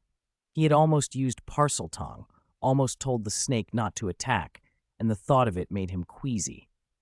"Harry, what was that like?" Ron demanded later, once they had made it back up to the Gryffindor common room. The dueling club had emptied, and the common room was quiet. "I wasn't bewitched," Harry said tightly. "So what were you trying to do?" Hermione pressed. Harry hesitated, then decided he owed them the truth. "I wanted to talk to it, tell it not to attack Justin." "Talk to it?" Hermione's eyes went huge. "Harry, do you mean you're a parcel mouth?" He nodded slowly. Hermione's face went from surprise to alarm. "Why didn't you tell us? Don't you know Slytherin's symbol is a snake because Salazar Slytherin could speak to them? If you'd actually started talking—" "Everyone would have thought I was descended from Slytherin," Ron finished bluntly. "You're not, are you?" "No, I'm not related to Salazar." Harry hated how hollow that sounded. "I don't know why I can do it." Hermione tried to make sense of it.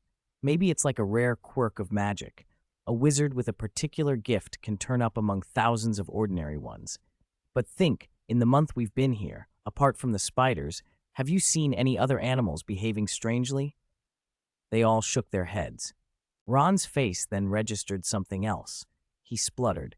"Hang on, you being a parcelmouth means you can understand snakes, but that doesn't mean other people can't hear a snake hiss. On Halloween, you heard something others didn't, remember? It wasn't that they couldn't understand the sound, they simply didn't hear it." "That's true," Hermione admitted slowly. "But if the creature that's been attacking people in the castle is some kind of serpent, that would explain a lot." "I was thinking the same," Ron said, and Lockhart's earlier showmanship was forgotten. "We should look into books. There must be some reference to Spider's unnatural fear of a particular creature." Hermione nodded briskly. "Start with the library. Look in the sections on arthropoda, arachnida. If the spiders are fleeing something, there might be a recorded cause." They agreed to begin the search, and after a little more discussion, they went to bed. Snow began to fall in the night, drifting down while the castle slept. By morning, it had turned to a blizzard. Wind rattled the windows, and the window sills were buried under almost a foot of white. Dawn brought a message from Wood. Quidditch practice was canceled.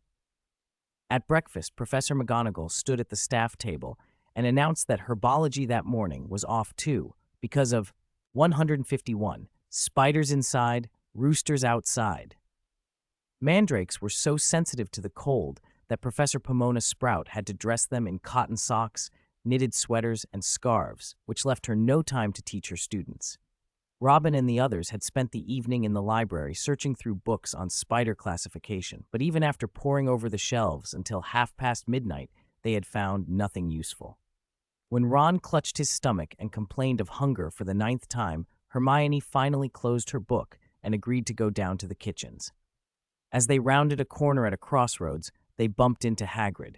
He was wearing a moleskin overcoat, his wool hat and coat dusted with snow, and he was carrying a dead rooster, limp and head down, in one huge hand. "Hagrid, what are you doing here?" Robin asked. Hagrid raised his other hand and shook the dead bird. "This is the 2nd rooster killed this term. I reckon wild foxes from the mountain crept into the game reserve's hen house. I need to find the headmaster and ask him to send someone to put a protective charm up round the coop." "The 2nd one?" Luna Lovegood appeared from another corridor and stopped, eyes widening at the sight of the dead rooster. She was carrying a bell-shaped glass jar with a lid. Inside, a small black spider was scrambling desperately. Luna tapped the glass with her fingernail, and the spider writhed, even standing on its front legs. She smiled, pointed first at the spider and then at the dead rooster, and said lightly, "Spider inside, rooster outside. How interesting," and walked away without looking back. Robin thought Luna deserved Ravenclaw. Her little observation was oddly telling. Hagrid's big beard trembled as he muttered, "She's a bit mad, right, Hagrid? Everyone in Ravenclaw calls her loony," Hermione said. "A bit, yes. Well, I must be off." Hagrid bustled away. Robin and the others climbed the stairs and turned into a darker corridor. A loose window frame rattled in the fierce wind. Halfway down, they saw the ghost, nearly headless Nick, hovering motionless in midair with a horrible, contorted expression. His neck seemed twisted and blackened, smoke drifting from his form. His mouth hung open, his eyes bulged. He looked utterly terrified. "Is this Nick's new trick to scare people?" Ron asked, bewildered. "No. What kind of magic could turn a ghost black?" Hermione answered, then pointed up. "There's someone down there." Hermione's fingernails dug into Robin's forearm. Lying stiff on the flagstones was Justin Finch Fletchley from Hufflepuff. He lay rigid as carved wood, his face frozen in the same terrified expression as Nick's, his wide-open eyes staring blankly up through the ghost at the ceiling. Let's go. I don't want to be found at the scene of a crime again," Ron whispered. Harry shoved Ron's hand away and walked slowly to Finch Fletchley. He crouched and felt his finger. Very stiff, very cold. He's been petrified. "Harry, I can tell that," Ron snapped. "Come on, let's hurry." Before they could move, a grinding stuck gear sound echoed behind them. "Attackers! Caught red-handed! Grrr! The headmaster will have you all expelled this time. Row!" Argus Filch barked as he strode toward them without waiting for any explanation. Ron scowled. "Ugh, my worst fears come true. Wait, are those spiders?" Robin followed Ron's finger and saw dozens of tiny black spiders, no larger than fingernails, each carrying an egg sac. They were linked head to tail in a line, scurrying up the stone wall. Even with the blizzard raging outside, they squeezed through cracks around the window and vanished into the snow. Hermione bent beside Finch Fletchley, looked up at the ceiling and murmured, "Does that monster have wings?" Filch had already gone to fetch Professor McGonagall. She appeared, followed by Percy, Wood, and a tall, sturdy girl. Filch was steaming as he began to declaim. "Professor, they should be locked up. Through magic and force, we can interrogate them, find the Chamber of Secrets and the monster's weakness, and then hand them over to the Ministry." "Enough, Argus," Professor McGonagall snapped, cutting him off. She stepped forward, examined nearly headless Nick and Finch Fletchley carefully, and, with a long sigh, ordered Wood and Percy to carry Finch Fletchley to the hospital wing. For Nick, she flicked her wand and produced a large fan, which she handed to the tall girl to fan the ghost gently toward the hospital wing. Then an astonishing sight. Nick drifted forward like some battered hovercraft, trailing black smoke as he went. Robin wondered. Nick was a ghost. How could he have been given the Mandrake reanimation potion? "Don't listen to Filch. We just happened to be passing by when we found them like this," Robin said, brushing Filch's half-extended arm away as the caretaker tried to grab Harry. "Argus, your part's done. Attend to your other duties," McGonagall said. Filch withdrew his hand in a huff and stalked off. "Miss Granger, I can't deal with this right now. Come with me," McGonagall said, and the four of them followed her down a twisting path of corridors until they reached two torches set in the wall. Between them was a vertical shaft like an elevator, about 5 meters across. Inside the shaft, set horizontally, stood a 3-meter-tall stone owl with its wings half open. "Lemon sherbet," Professor McGonagall called. The owl creaked, heaved upward, and began to rotate. As it turned, a spiral of stone steps was revealed beneath its base. "Stand on the steps. It will take you to see the headmaster," she instructed. They stepped onto the stone steps. The owl turned, lifting them higher and higher. After a moment, it stopped, and they found themselves before a gleaming oak door with a golden griffin eagle knocker. The door opened of its own accord as they stepped off the rotating steps, and Robin motioned the others in. The headmaster's office was circular. On a narrow, irregular wooden table near the entrance lay various silver instruments. One wall was covered in living portraits of past Hogwarts heads. They sat in their frames with their eyes closed and snoring, oblivious to the visitors. The group climbed a few stone steps to the inner part of the room, where a heavy table with clawed legs stood, and a semicircle of bookshelves lined the walls. The library was crammed with books of every size, thickness, color, and condition. A wooden ladder rolled along the shelves to reach the higher levels, and a crumpled sorting hat sat in a compartment near the top of the ladder. The hat noticed them staring, wiggled its tip a few times, and asked, "Do you have something you can't figure out?" "Yes," Hermione said, firing off questions faster than the hat could blink. "Who opened the Chamber of Secrets before? What happened after it was opened? Who has opened it now? What is the monster inside, and what are its weaknesses?" The Sorting Hat was stumped. You're asking me a lot. I can only say that monsters are far less terrifying than the human heart." It closed its wrinkled mouth, its tip sagging. Its body rose and fell as if it were falling asleep. A cough made them look up. On a stone platform beside the iron ladder that led to the second-floor balcony stood a tall gilded perch. On it sat a bird with dull, patchy feathers. It looked listless and very ill. Each time it coughed, 3 or 4 flaming red feathers fell into a tray beneath the perch. "Hello, may I take a few of your feathers?" Robin asked, stepping forward.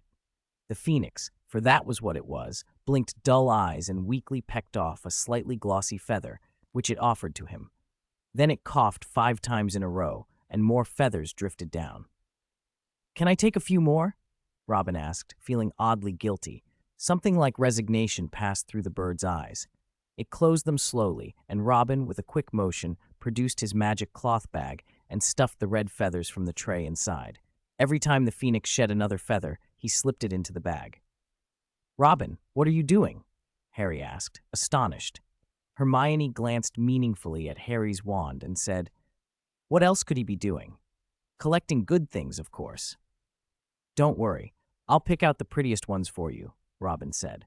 No sooner had he spoken than the phoenix burst into flames with a whoosh. The fire flared and seared brighter until the bird was a living fireball. Then, with a metallic scream, it turned to a mound of black ash in the tray. "It's dead? Will Headmaster Dumbledore think we killed his bird, like Filch did?" Ron fretted. "No, he won't," a firm, calm voice answered from the second-floor balcony. They looked up to see Dumbledore standing there in a dark red robe, holding a black cup shaped almost like an 8, the bottom of it stamped with a golden inscription. Harry hurried to explain. "Professor, it combusted on its own. Robin only picked up some feathers. He didn't touch it." Dumbledore descended the stairs. "It was almost time. It had been like that for days. A pity you had to see it on its rebirth day." "Rebirth?" Robin echoed. "Yes. Fawkes is a phoenix. When they are near death, they will burn themselves and then be reborn from the ashes." A tiny, damp chick with sticky feathers poked its head out of the smoking pile. It opened its soft yellow beak and let out a hoarse cheep. Dumbledore bent down and imitated the sound with an affectionate croak. The chick struggled out of the ashes, tottered to the edge of the tray, flapped its stubby wings, and made a small leap toward Robin's waiting hands. It landed badly and began to fall. Robin caught it instinctively. The chick wiggled a little, found a comfortable spot, and immediately fell asleep in his palm. Robin warmed his hand with a small, steady charm so the chick's damp feathers would dry more quickly. "Phoenixes are wondrous creatures," Dumbledore said. "They are naturally perceptive and will keep close to those who genuinely show them affection. They are also capable of carrying heavy loads, and their tears can heal wounds." The oak door burst open. Hagrid stormed in, anger written all over his face. "Sir, please listen to me. Don't believe that old scoundrel Argus. It weren't them. Just a minute before Finch Fletchley was found, I was speaking to the lot of 'em." Dumbledore opened his mouth, but Hagrid rushed on, adamant. "I can swear to the Ministry of Magic that I'm telling the truth." "Hagrid," Dumbledore began, "you and Professor McGonagall have caught the wrong people." "I know." "Hagrid," Dumbledore's voice went firm enough to stop him. "Professor McGonagall and I do not believe that the 4 of you attacked anyone," Dumbledore said. Hagrid's expression shifted from outrage to embarrassment. "Oh, well, ahem. I'll wait outside then." After Hagrid left, Harry asked, hopeful, "Professor, you believe us?" "Yes," Dumbledore said quietly. "I do not believe you would attack anyone, but is there anything you wish to tell me?" The 4 exchanged nervous looks. Between the eerie noises in the corridors, the list of suspects, and the bubbling polyjuice potion, any confession could have terrible consequences. None of them wanted to risk another punishment, like the one they'd suffered for sending Norbert away, which had cost Gryffindor hundreds of points and left them isolated and ridiculed. Hermione stepped forward, eyes steady. "No, nothing at all, sir." Dumbledore's blue eyes, magnified behind his half-moon spectacles, seemed to look straight through them. After a long, searching moment, Harry blinking furiously, Ron shifting back, Hermione pinching Robin's arm, he nodded. "Very well, you may go." Relief flooded them, and they turned for the door, but a voice called from the balcony before they reached it. "Lestrange, I think the perch by the stairs is missing a touch of fiery red." The chick chirped, a bright little sound that cut through the room's other noises. Snores, the trickle of water, the clink of silverware. It paid no mind to the fuss and began pecking at fingers playfully. "Sorry, I forgot I was still holding it," Robin said, sheepish, and set the chick down on the perch. Dumbledore tilted the black cup and smiled. "Fawkes wasn't sleeping. He deliberately stayed in your palm, waiting for me to call someone. It's odd. After rebirth, his temperament is more like a chick's than usual. But remember, aside from phoenixes, there are other creatures in this world that achieve immortality in different ways." 153. Can a dominatrix be malnourished? For example? For example, you go exploring yourself. All right, you can go now. Don't keep Harry and the others waiting. Would Dumbledore say something absurd? Of course not. He was already seated at the high table, fiddling with letters and clearly not in the mood to continue. All right, sir. Robin left the Great Hall still confused and went back down the spiral stone staircase with his friends. By the time they reached the common room, the whole school was buzzing. Justin Finch Fletchley and nearly headless Nick had been petrified in the corridor. Turning a ghost into that state, what kind of power could do that? Panic spread. Everyone feared being next. Students who had planned to stay at Hogwarts over Christmas suddenly scrambled to book places on the Hogwarts Express. Fortunately, Malfoy and his cronies weren't among them. Otherwise, the interrogation plan would have to be postponed. The night before the holiday, Hermione was in the third-floor girls' lavatory, stirring a cauldron. She added a pinch of unicorn horn flakes, then stirred 30 times in an S shape with a glass rod. That should be it. If it takes, it'll be ready by Christmas Day. Have you prepared the items you're going to use for the transformations? Robin asked. Harry and Ron both shook their heads. You two need something from Goyle and Crabbe, Hermione said, and make sure the real ones don't burst in while you're interrogating Malfoy. Huh? Hermione ignored Robin's blank expression and pulled out a thin vial of green liquid. I've planned this. It's a strong sleeping potion. On Christmas Day, get Goyle and Crabbe to eat desserts laced with it. Once they're out cold, pull a few hairs, put on their robes, and hide their bodies in the broom cupboard. Hermione, whose hair will you take? Robin asked. In the original, Hermione had gotten the hair wrong and ended up covered in black fur. I already have some. Hermione produced another tiny vial with a single black hair coiled inside and beamed. I plucked it from Millicent Bulstrode's cloak that night at the club when we were wrestling. She's booked a ticket on the Express, so if I tell any Slytherin I'm coming back, they won't be the wiser. Let me see it. Robin took the vial, used tweezers to extract the hair, and examined it with a magnifying glass. He frowned. If I remember correctly, Bulstrode's hair is black. This is black too, Hermione insisted. Robin cast a quick light charm. Under the illumination, the root of the hair, about 3 centimeters, was dark golden brown. Maybe Millicent's malnourished, Hermione insisted stubbornly. Robin couldn't hide his skepticism. Bulstrode was tall, broad, known as the Ogress. Malnourished? He held the hair with the tweezers. It was soft and drew smooth waves in the air. Hermione, human hair's not usually this fine. I thought Bulstrode had a black-brown cat, didn't she? Maybe it's baby hair from her hairline, Hermione said, flustered. Ginny loves cats. She used to chatter about them all the time. I can tell cat hair from human hair. Here. Ron took the tweezers, inspected the strand, and declared, I swear, that's cat hair. Tortoiseshell, if I'm right. Hermione snatched the tweezers back, and with a flick of her wand, burned the strand. I'll find another Slytherin before the train leaves. But by the time Robin left Hogwarts the next morning, Hermione still hadn't managed to get a female Slytherin's hair. Robin pushed open the shrieking shack door and crossed the foyer into the yard. In the distance, rooftops were rimmed with snow and decorated with ribbons dancing in the wind. A meter of snow lay on the ground. Apparently, the village got at least as much as Hogwarts. Robin lifted his hand and opened a 6-meter-wide passage with a spell. 10 minutes later, he pushed open his own garden gate. The scent of burnt gunpowder hit him as soon as he stepped through. A magical shield had been set around the house. Otherwise, curious villagers would have flocked over. He wondered, had Nagini been experimenting with fireworks? The golden chain tree in the yard was hung with colorful ribbons that fluttered like pleated skirts. A gnome named Lalisa was bent over hoeing, laying straw for an Ouroboros.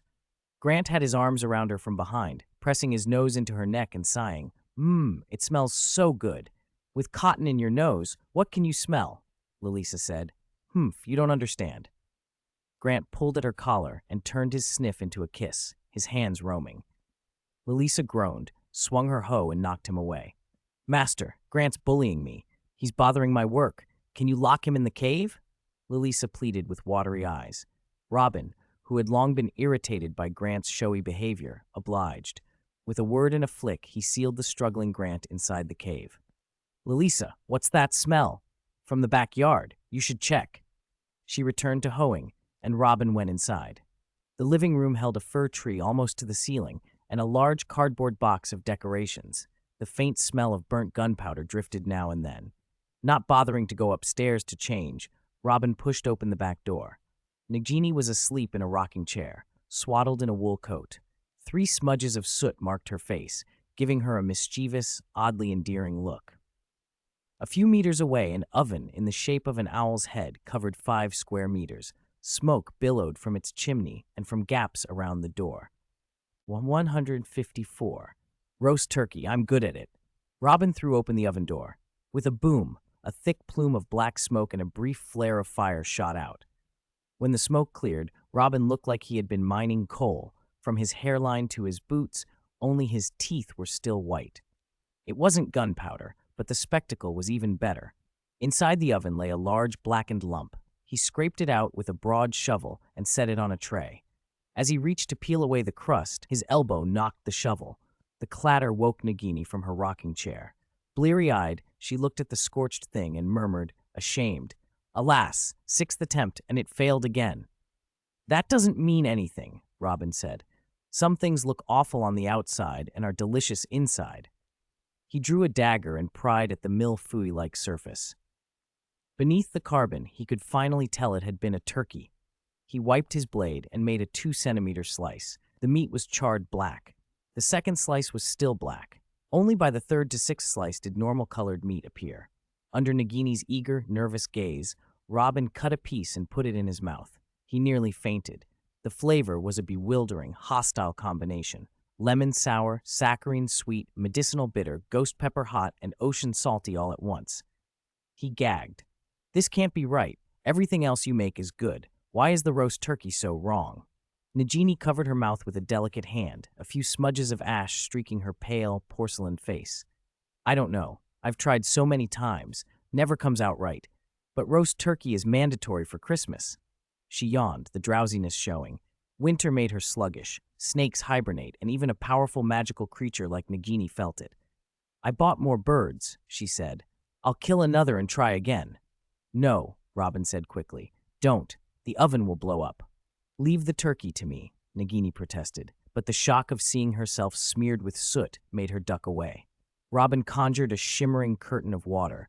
When Nagini caught her reflection as a tiny calico cat, she shrieked, flapped a hand over her face, left a note, the recipe's on the table, and hurried inside. Robin picked up the recipe. The mashed potatoes, pudding, pan-seared lamb chops, haggis, and fried cutlets were all normal. But from page 36 on, the turkey section descended into lunacy. 100 milliliters of concentrated lemon juice, as if to sour someone to death, and other measurements that read like dares. He spent the first day of the holiday studying proper roasting methods. The second day he pretended to spring clean while secretly hunting for the lost green waste beads. No luck. Time slipped by. On the eve of Christmas, Nagini jabbed about the kitchen, finishing mashed potatoes, puddings, and braised dishes. Lelisa and Grant lugged boxes and hauled themselves up the fir tree to hang decorations. Robin had been in the yard all day. That evening, he laid out everything he'd prepared. He rubbed a coarse layer of salt all over a 15-kilogram turkey, inside and out. Next, he took a 2.5-kilogram old hen, salted it, and tucked it into the turkey's cavity.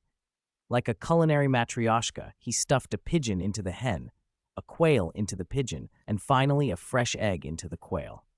He packed fragrant aromatics, scallions, slices of ginger, caraway seeds, strips of orange peel, into the spaces between the birds and sealed the bird-on-bird assembly in parchment and foil to marinate for 2 hours.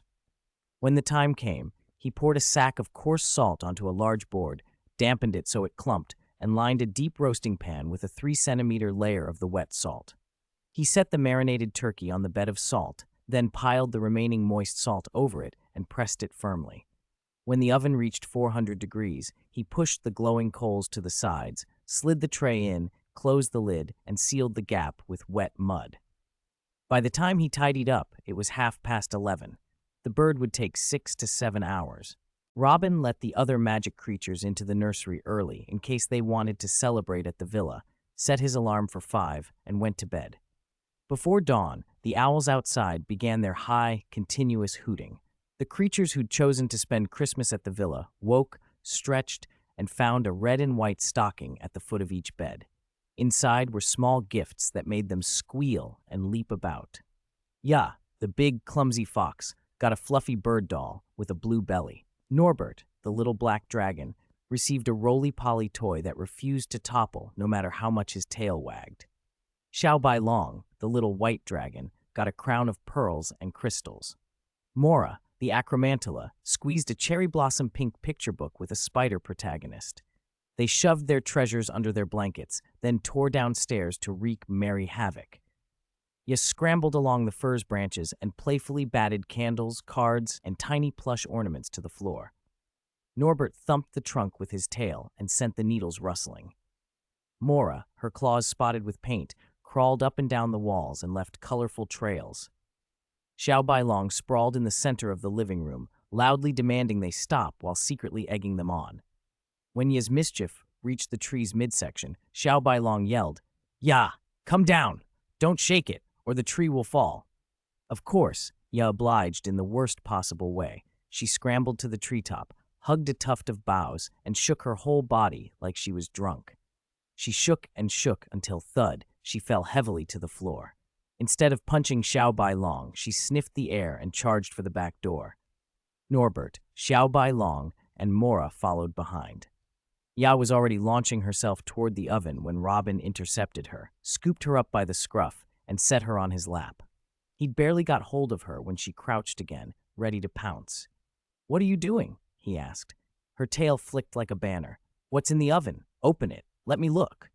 "It's a roast turkey," Robin said. "It still needs half an hour. I'm not opening it raw." Ya wriggled, protested. "I can eat it raw. Put me down or I'll go into my true form and sleep you to death." Robin yanked on the wildly wagging tail and stared. After half a year, hearing that threat sounded oddly familiar and entirely unreasonable. "Can you not say sleep you to death so casually?" he said. "Either you wait 30 minutes like everyone else, or I'll put you in the magic cube." 155. The green waste bead is actually an egg? Robin thought. Eat it later, or never be able to eat at all. De Ben Hu, big clumsy fox, made his choice. He stopped struggling briefly and then started up again. He bared his fangs and gnawed at Robin's knee. Luckily, he didn't bite hard enough to make Robin push him away. Only half the snow in the backyard had been cleared. Norbert and Xiao Bai Long, little white dragon, seeing snow for the first time, bleated with excitement. With Robin's permission, they leapt into the yard and started chasing each other. Mora, like Nagini, hated winter. It crawled up to the edge of the oven lid and dozed lazily. Half an hour later, Robin reappeared in the living room carrying a large tray, the 4 little ones trailing behind him. The Christmas tree's ornaments and scattered leaves lay everywhere, and the white walls were scribbled on. Robin's mouth twitched at the mess. "Brother," Xiao Bai Long tried to persuade the sisters. Ahem. Xiao Bai Long shouted himself hoarse. "But they still won't come down," someone said. 3 dagger-cold glares shot at Xiao Bailong in unison. Robin ignored them and went straight to the dining table, found a small hammer, and used it to break up the salt. After Nagini set the last dessert on the table, she glanced at the chaos the four had left behind and smiled, using a little magic to restore the decorations and clean the walls. Robin finished with the hammer, peeled back the aluminum foil and parchment, and a rich, meaty aroma flooded the room. Da Benhu immediately retracted the paw that had been about to swat Xiao Bailong and bolted for the table like a gust of wind. Robin intercepted him again. Either sit on a chair and wait like a good dog, or I'll put you in the magic cube. Your choice. Da Benhu rolled his eyes, wagged his tail, and jumped onto the chair nearest the turkey, barking for the others to come join him. Once everyone was seated, Robin didn't bother with long speeches. He wished everyone a Merry Christmas and told them to eat.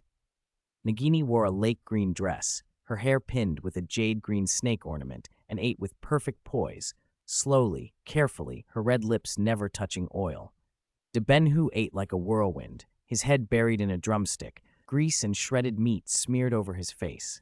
Mora used both great pincers, demolishing stir-fried silkworm pupa. Norbert and Xiao Bailong licked at a sweet apple soup. Grant and Lalisa retired to their cave for some private time. After dinner, they went out to build a snowman. Robin walked halfway and suddenly remembered 2 things he'd forgotten. He told Nagini to take the 4 little ones out to play and dashed back inside. He searched the whole house and finally found Da Pang, Big Fatty, the owl on the attic windowsill, half buried in snow with round, resentful eyes glaring at him. "Sorry I forgot you," Robin said, scooping the bird up. "I got Christmas presents, dried peeled mice, crunchy biscuits, premium bird food, and freeze-dried rabbit." Da Pang rotated his head a full 180 degrees and glared, still offended. Robin resorted to his trump card. He pulled out a small mistletoe wreath. Da Pang, mistletoe means many children and blessings. On Christmas, it's said that 2 people standing under mistletoe must kiss. It's an excellent present for a wife, you know. The idea tempted Da Pang. He shook the snow off, picked up the wreath, and flew off. After a minute, he returned, eyes flicking between 4 iron boxes on the shelves. Robin understood. The owl wanted the snacks.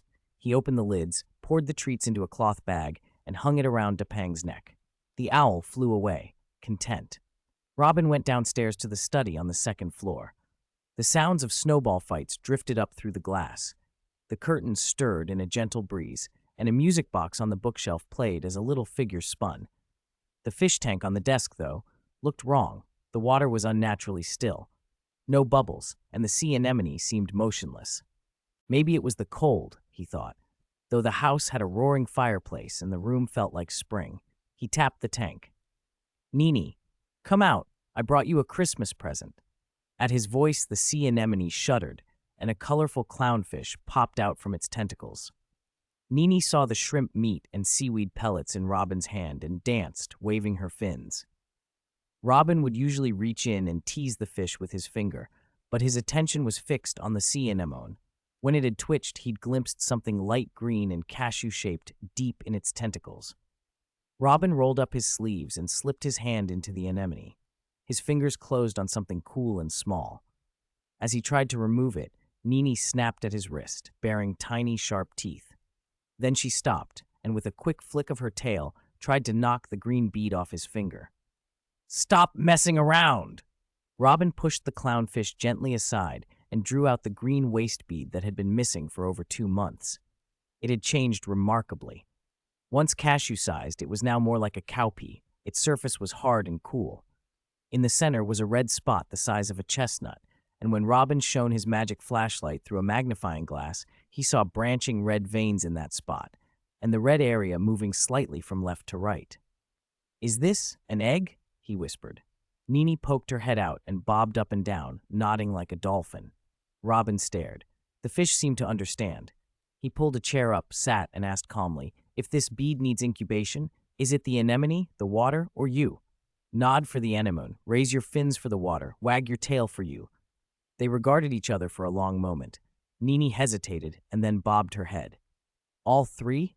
Robin asked. Nini bobbed again, emphatic this time. "Does incubating the bead hurt you?" Robin pressed. Nini straightened and swung her body left and right like a tiny pendulum. Then Robin, half joking, asked, "If I put 100 beads in the tank, could you handle it?" At that, Nini's eyes brightened. She gave a dolphin-like nod, then leapt and splashed in a joyful display. When she calmed, Robin tossed a few premium pellets into the water. While Nini happily ate, he took the green beads from the gray box, cleaned them, and, without hesitation, poured all 100 green waste beads into the fish tank. Nini turned into a tiny porter, ferrying the pearls one by one with her fins, tucking them deep into the curling tentacles of the sea anemone. Robin reached out to help, and she bared her teeth and wagged her tail, pretending to snap at him. By the 100th pearl, her fins trembled with exhaustion, but she gritted her teeth, hugged the pearl to her chest, and burrowed so far into the anemone that she vanished without a sound. Robin tapped the fish tank a few times. A little string of bubbles rose from the anemone. Satisfied, he got up and went back to the adjoining bedroom. He had promised Hermione he would return to school after the holidays, but before he went back, he wanted to stop on Main Street to pick up some supplies. He dressed in a brown-haired, blue-eyed cowboy outfit, went downstairs, and left the small courtyard.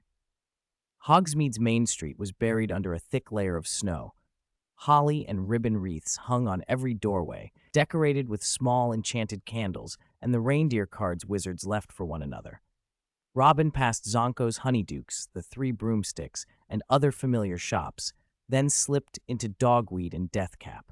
The shopkeeper was the same as ever, short and stout, with a gentle smile and an annoying skill for overcharging. He wore a bulky cotton coat that made him look like a large ball of meat with a human face. "Sir, what can I get for you?" he asked in his old sing-song tone. Robin handed over a slip of paper. "Do you have everything on this list?" The shopkeeper scanned the names with his small orange eyes. "Rest assured, sir, everything on the list is in the shop."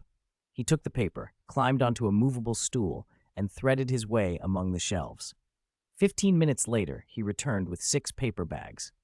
"That'll be 27 galleons, 16 sickles, and 23 nuts," he said, smiling. "I'll round it down, so just 27 galleons and 16 sickles." Robin produced a cloth pouch and, under the shopkeeper's eager gaze, counted out 28 galleons. "You've put all the materials from the list on the counter, yes?" he asked casually. "Yes, absolutely." Robin picked up the coins and, as he moved to hand them over, pulled his hand back.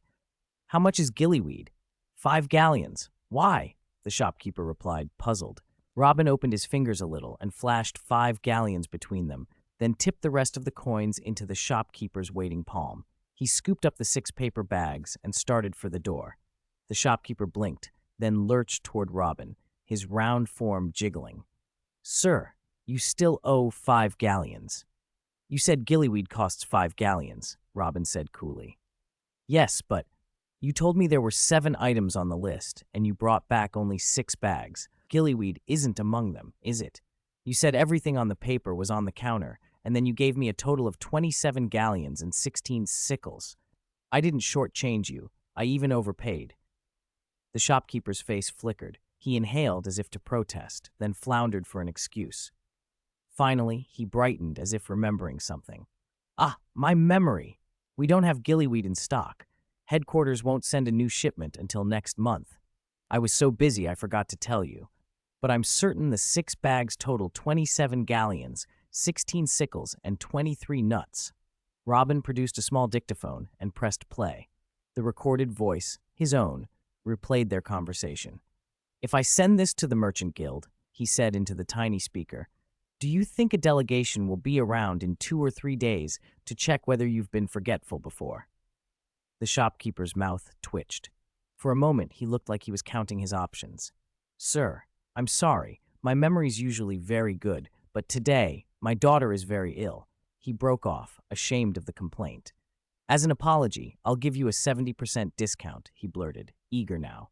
"I'll round it down to 23 galleons. Please, delete the recording." Robin pretended to deliberate, enjoying the sight of the flustered man. A bead of sweat fell from the shopkeeper's greasy face to the floor. "Yes," he said at last. "However," he began, eyes bright with renewed caution. "However what?" Robin asked. "You have to tell me where I can find gillyweed right now." The shopkeeper's hand flew to his sparse hair. Then he slapped his forehead in sudden excitement. There's an itinerant merchant from the Mediterranean staying at the Hog's Head. He sells herbs, magical items, ores, seafood. He's the one who imports gillyweed. Can you vouch for that? Everyone in the village knows he came through. I'm not lying. Go to the end of the village and see for yourself. Robin held up the dictaphone and, under the shopkeeper's pleading eyes, pressed the delete button. Then he left and walked straight to the Hog's Head. The pub was dim. A dozen yellow candles burned on stained tables. Snow blocked several bay windows, making the place feel darker than usual. The floor seemed filmier with grime than the last time he'd been there. There was no Christmas tree, no garlands, no reindeer cards stuck to the walls, only a single mistletoe wreath hanging from a load-bearing pillar. The bar and tables were full of wizards in every sort of dress, drinking and talking. Robin scanned the room, trying to spot the itinerant trader. As he reached the pillar, a bartender carrying a 4-tiered beer tower broke into a quick apology and scurried past, stumbling a few steps. Then a tall, handsome wizard approached the pillar, looking awkward. He clenched his fists, shut his eyes, and took several deep breaths, as if forcing himself to do something he didn't want to. The pub fell silent. Conversations died mid-sentence, and every head turned toward him. Robin found an empty table, sat, and like everyone else, watched the tall man. Chapter 157, The Traveling Merchant Witch and the Old Woman Join Forces. I, Reddick Watson, will honor my bet. Who is brave enough to be the last person to kiss me this year? The bar exploded with laughter. The male witch's eyelids fluttered as he scanned the crowd for someone appealing. At last, his eyes settled on a fierce-looking woman with smoky eye makeup and a studded jacket. She caught his stare and tapped her nose. He nodded, nervous. She shook her finger coolly, then kicked her chair aside, revealing an old woman who had been sitting behind her. Only 2 large, yellowed teeth remained in the old woman's mouth. Her skin was dark, her eyes weary, and her face was carved with deep, gully-like furrows. With her missing teeth, the lower half of her face had collapsed inward. Her lips were shriveled as old rags. She rose from her seat with a cane and tottered toward the supporting pillar.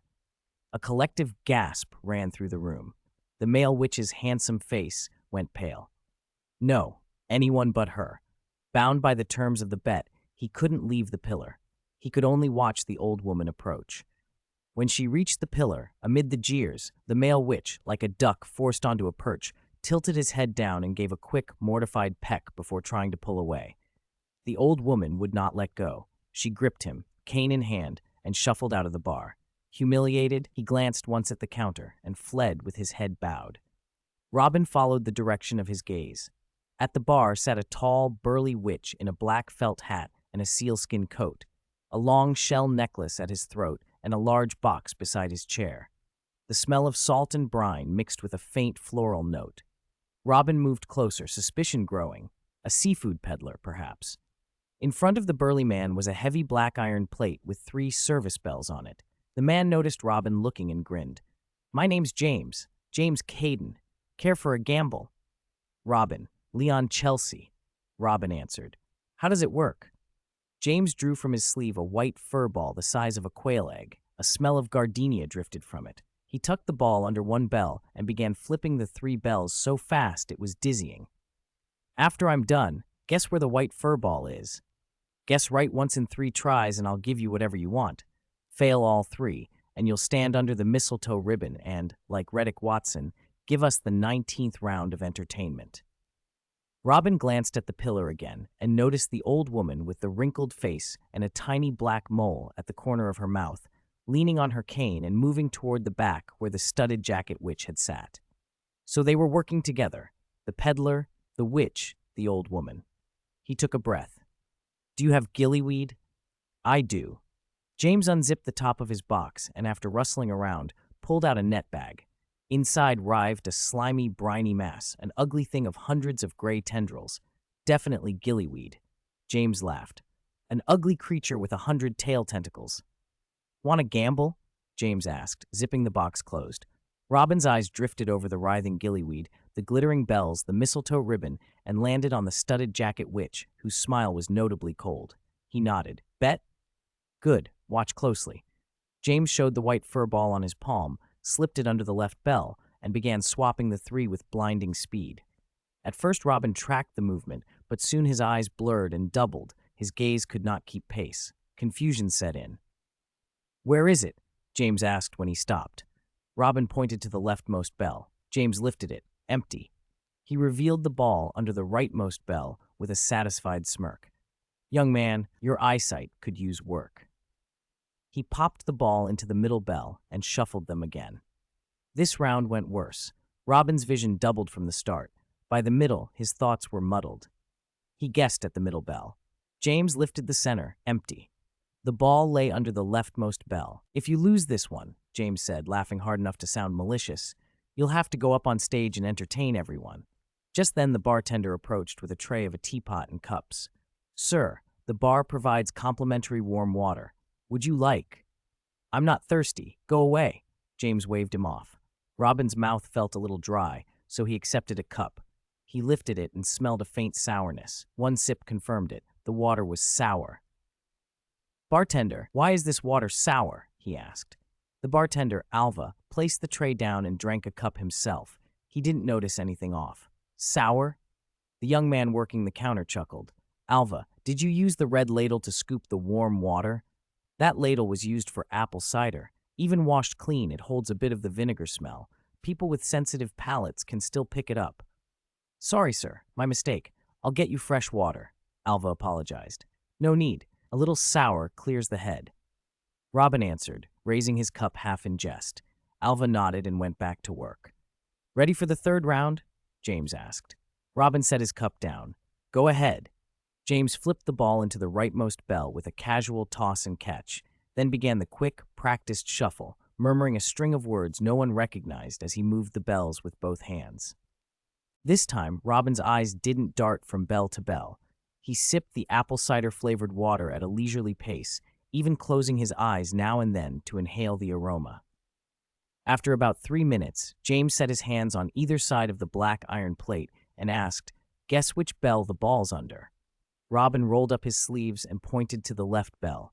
James's eyebrows lifted in surprise. Robin shifted his finger to the middle one, and James's lip curled. Robin pointed to the right, and James looked confused. "So which bell are you going to pick, then?" "None of them." Before James could react, Robin grabbed his left wrist and yanked the white fur ball out of the sleeve. He held it up, then waved it behind him. The riveted jacket did nothing to hide the color draining from James's face. How did you know it was in my sleeve?" James stammered. "A guess," Robin said, smug and unbothered. In truth, he owed the idea to the bartender's warm, cider-scented water. It had sharpened his sense of smells, and that helped him detect the scent trail leading to James's sleeve. He'd also replayed their earlier conversation in his head and never heard James limit the hiding spots to just the 3 bells. Robin reached for his gillyweed net bag to leave the counter, but James clutched his arm.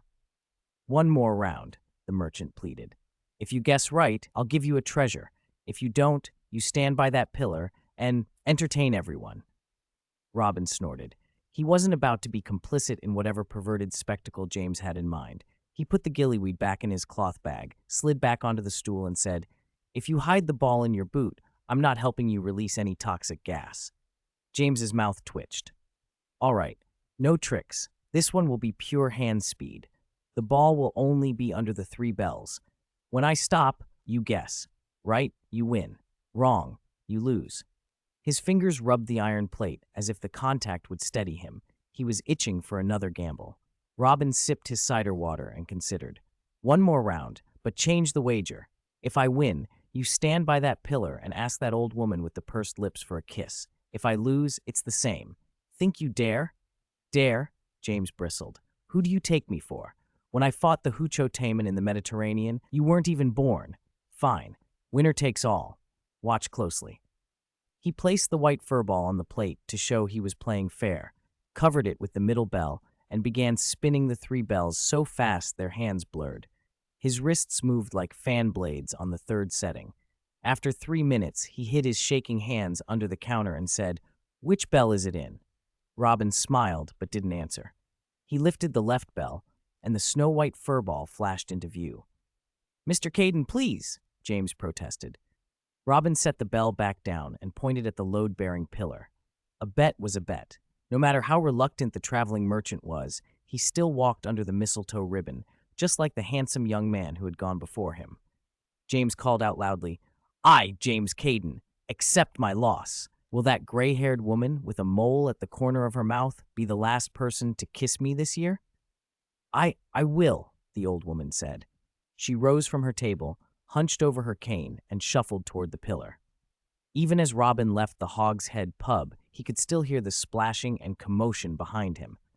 On his way home, he decided to stop at Kenzio's shop at the corner, Skunk and Cattail Magical Artifacts. The shopkeeper was slumped behind the counter, Matt asleep against his chair. Besides ledgers, pens, and ink, an H-shaped white cup with a black mark at the bottom sat on the counter. That mark looked familiar, similar to a cup Dumbledore owned. Robin leaned forward to peer at the engraving. The shopkeeper's green, bean-like eyes opened instantly, and he snatched the cup, hiding it under the counter. "You come in to stand at the bar, not to buy. What do you want?" Kenzio asked, suspicious. "Was waking you," Robin said. "How's the purple jellyfish fireworks research coming? And that cup, where did you get it?" "You can't buy this cup," Kenzio said without looking up. "I won it 50 years ago for an extreme snow peak climb. As for the jellyfish fireworks, I haven't even started." 50 years ago? Kenzio and Dumbledore might have known each other back then. Robin's face must have shown his surprise because Kenzio pushed out a thick stack of papers from under the counter and pointed to the very bottom. "Your order's here. I have to finish all the ones above it first. Fill the sacks on the back shelf. Prices marked. When you're done, bring them up to check out." Kenzio settled back and pretended to sleep, thermos in hand. Robin picked a small S-sized sack and, as usual, ran his magic scan over the crates. In the row flagged 1 galleon, next to the inner aisle, an item glowed with the magic value. He pulled out a round bronze mirror with the same mysterious mark. It was heavily corroded, its surface pitted with dark, mound-like growths. No reflection was visible, even if he pressed it to his face. The back bore engravings of fish, birds, and clouds, set with red and green gems whose luster had long faded. "Where'd this come from?" he asked. "Found it in the junkyard," Kenzio muttered without opening his eyes. Robin dropped the mirror into his sack. He'd run into items before. They always had to be bought. He kept rummaging and found a small black box the size of a quail egg, the word invisibility engraved in gold on the lid. Inside sat an opaque blue bead, like a marble. "This make you invisible?" Robin asked. "Hold it in your mouth," Kenzio said. "But it's a semi-defective product. Sometimes it works, sometimes it doesn't. That's why it's in the junk. When it does work, the invisibility lasts at least 30 minutes. I can't promise more than that." Robin considered for a moment, then dropped the bead into the sack. He picked a few other items with modest magic values, combined them for checkout, paid, and left the main street. Chapter 159, The Berserker Trait, Lavender Brown. After he got home, Robin locked himself in the basement. He started with coarse sandpaper to scrape away the worst of the roughness on the bronze mirror, then worked his way through several finer grits until the surface shone. It was 11:30 by the time he finally held the polished mirror, opened the wooden basement door, and climbed the stairs with leaden legs. He worked late and couldn't catch much sleep anyway. The day to return to Hogwarts had come. Before dawn, he was up. After breakfast, he reminded Nagini to watch the green waste beads in the fish tank, then went back to school through the shrieking shack, Whomping Willow tunnel. The castle felt deserted. From the Willow, he made his way to the 8th floor, meeting only Percy in the 3rd floor corridor. Percy, with his prefect badge, lingered and they chatted briefly. Robin left with the common room password. "Password?" asked the fat lady in her pink dress. "Honey Eater," Robin answered. "Correct." The portrait shivered, swung forward with her, and revealed the round opening in the wall. Robin climbed through and into the common room, where he could hear quiet conversation from the far window sofa, Hermione and Harry by the sound of it. "Hermione," he called tentatively. Her small head popped up from the armchair instantly, eyes bright with surprise. She practically ran to the opening, squealed, "You're back!" and launched herself into Robin's arms like a cannonball. After a short, grateful hug, they pulled apart and moved toward the window seats, laughing. When Robin got closer, he saw that the table and floor were buried in piles of old newspapers and magazines. Harry was rifling through stacks of old Daily Prophets, as if looking for a particular article. Ron had Ginny's little round mirror in his hand and kept glancing at his reflection. Robin noticed why. A ring of red bumps circled Ron's mouth, and his lips were puffed up and sausage-like. The sight of his miserable, mournful expression with that swollen mouth was absurd enough to make Robin fight a smile. "Ron, what happened to your mouth?" Robin asked, trying to sound concerned. "Ah," Ron moaned, collapsing his head into his arms. "Go on and laugh. They've been laughing all day." "Hermione, how long's it been like that?" Robin pressed. "It's hardly even a day," Hermione said. "Maybe an allergic reaction?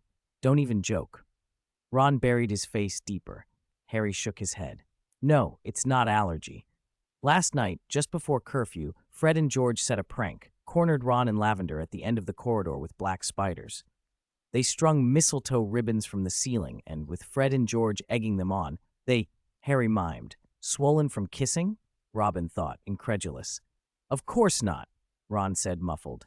"After I got back to the dorm, I scrubbed my mouth with warm water, soap, disinfectant, stain remover, dozens of times in a row. That's what made it like this." "Hermione, what did Lavender do when she got back?" asked Harry. "She was ecstatic," Hermione said, flipping through a paper. "Said she wouldn't wash her mouth for a month. She's gone completely dotty over Ron. She even has a private notebook, no one else allowed, full of Ron Weasley's likes and dislikes, and her desk is carved with his name." Everyone made a face. "Ugh, just thinking about it gives me the creeps." A sudden snap came from a slightly loose window pane rattling in the cold wind. Ron, startled and bashful, grabbed a stack of papers and buried his head. "All right, enough of that," Harry said, pushing a stack of old prophets onto the table. "Tell us what you got out of Malfoy." At the mention of Malfoy, Ron straightened up and joined Harry and Hermione in laying out what they'd learned the previous evening. The picture fit with what Robin had anticipated. Malfoy wasn't the heir. The Chamber of Secrets had been opened 50 years ago. The student who opened it was expelled and likely sent to Azkaban. When it was last opened, a Muggle-born died, and then the attacks stopped. If the chamber had been opened again now, Malfoy hoped it would be Hermione who would be hurt. "We didn't find the heir," Harry said, "but Polyjuice definitely helped. We pulled some key threads. An incident 50 years ago, an expulsion, and Azkaban. No newspaper or archive could have ignored something like that," Hermione murmured as she turned pages. "Robin, what is Azkaban anyway?" Harry asked. "It's a prison," Robin answered. "A fortress on a small island in the North Sea, run by the Department of Magical Law Enforcement. Its guards are Dementors." He watched their faces as he explained. "Dementors are these soulless creatures that feed on happy memories and positive emotions. Anyone kept there long loses their happy memories, their feelings, sometimes even their mind. People confined there for a long time can be driven insane by the endless terror that the Dementors force on them." "Insane?" Harry whispered. "My dad said prisoners sent to Azkaban eventually start screaming and go mad. So could the person who opened the chamber before have somehow escaped Azkaban and come back to the school?" Hermione asked, voice tight. "Impossible," Ron said immediately. "Dementors guard it all the time. It's an island in the middle of the ocean. No one gets out." Robin, listening, felt a private surge of skepticism. Stories of Azkaban's security were well known, yet the histories he'd read had shown loopholes and escapes. Prisoners who slipped past the Dementors, people who took advantage of confusion.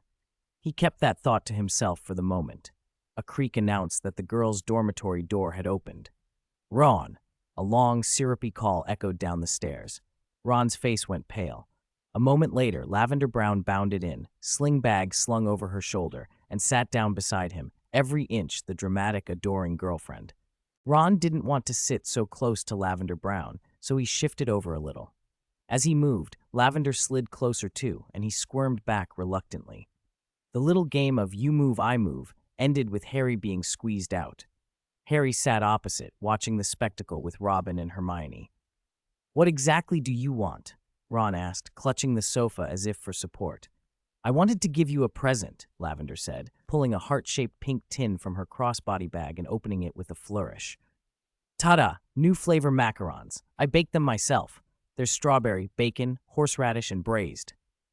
Robin gaped. Good heavens, did you do that because Ron likes Bertie Bott's every flavor beans? At the sight of the colorful macarons, Ron's stomach turned. At the list of bizarre flavors, he gagged. Take them back. My mouth is swollen. I can't eat these. Lavender picked up a green macaron and smiled. You can eat them. I sprinkled the icing with fire-cleansing lotus powder. If you eat them, your lips will heal faster. Ron opened his mouth to protest, and a macaron was shoved in. Then another, a third, a fourth. By the fifth, he had both hands over his face and looked at the three across from him with pleading eyes. That! Lavender turned to Harry. Do you want some too? I've got several big boxes in my bag. How about— No need, Harry cut in quickly. Robin, Harry, let's go. Percy's probably getting impatient, Hermione said with a little wink. Oh, right, we really should be going, Harry echoed, and under Ron's astonished stare, the three of them climbed out of the portrait hole one by one. Aren't we being a bit cruel? Harry asked once they were in the corridor. If we stayed in the common room, could we really wrestle Lavender away from Ron? You can't, Robin replied. Lavender's got the sort of heart that multiplies forbidden things. Telling her not to do something makes her want to even more. Besides, Ron might not be entirely sincere in his refusal. Hermione, the pain and disgust on Ron's face didn't look fake, Harry said. Just wait and see.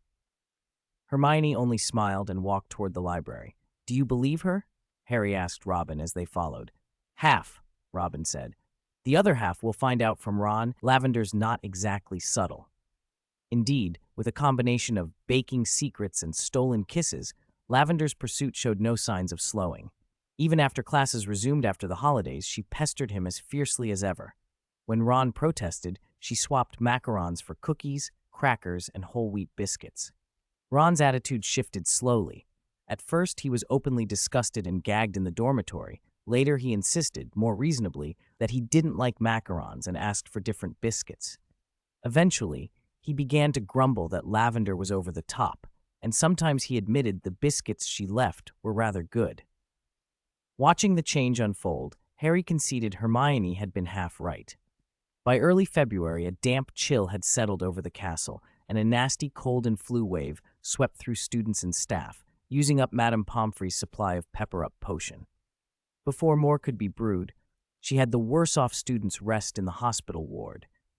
That evening, Robin and the others were walking back to the common room from a visit to Neville and Seamus when, on the second floor, an angry shout rang from an upstairs corridor. It's Filch, Robin said, frowning. Bet he's scolding someone. Let's ignore it, Ron said with disgust. Let's go see, Robin urged. Okay, Hermione said. They climbed the stairs to the third floor and ducked behind a wall near a corridor entrance to listen. Harry and Ron took cover on the opposite side. Always causing trouble. Just because you're a ghost, you think you can spray water everywhere? Filch's voice shrilled down the hall. I've been mopping all night, and the more I mop, the more water there is. No, I'm going to get the headmaster to call someone from the ministry to deal with you. Filch's tirade faded as he stomped away. The four peered around the wall and found half the corridor flooded. Water was still seeping from beneath the door of the girls' lavatory. Of course he's furious, Hermione said. Let's take a look. They rolled up their trousers, lifted their robes, and waded through the 3-centimeter-deep standing water into the lavatory marked out of order. High, piercing wails filled the room. The stall where Myrtle usually lurked was spraying water like a fountain, the jet even shooting above the stall's top. The few candles had been long snuffed. Are you all right, Myrtle? Robin asked as they approached. Going to throw anything at us? A timid voice floated from the spray. Why would I throw anything at you? We have no grudge. Myrtle then shot out of the toilet with a whoosh, perched on the stall door, and glared at them with sulky resentment. I was quietly contemplating my problems when someone burst in here and thought it funny to throw books at me. But even if someone threw things, you're a ghost, Ron said bluntly. It would just pass through you. Exactly, Myrtle was furious. So everyone, let's throw books at Myrtle. She won't feel it anyway. Hit her belly. Get 10 points. Hit her head, get 5. Hit her thigh, also 5 points. So who threw it at you? Harry asked. Myrtle's mood darkened again. I don't know. I didn't see who it was. I was sitting on the seat, thinking about death and life, and a book hit me on the head. The book's over there, washed under the sink by the toilet water. With another sharp whoosh, Myrtle shot back into the toilet, and her piercing cries filled the room again. Robin bent down and peered under the sink. In the puddle lay a book. Robin waded forward, reached in, and was about to pull it free when Ron stepped over and put his hand out to stop him.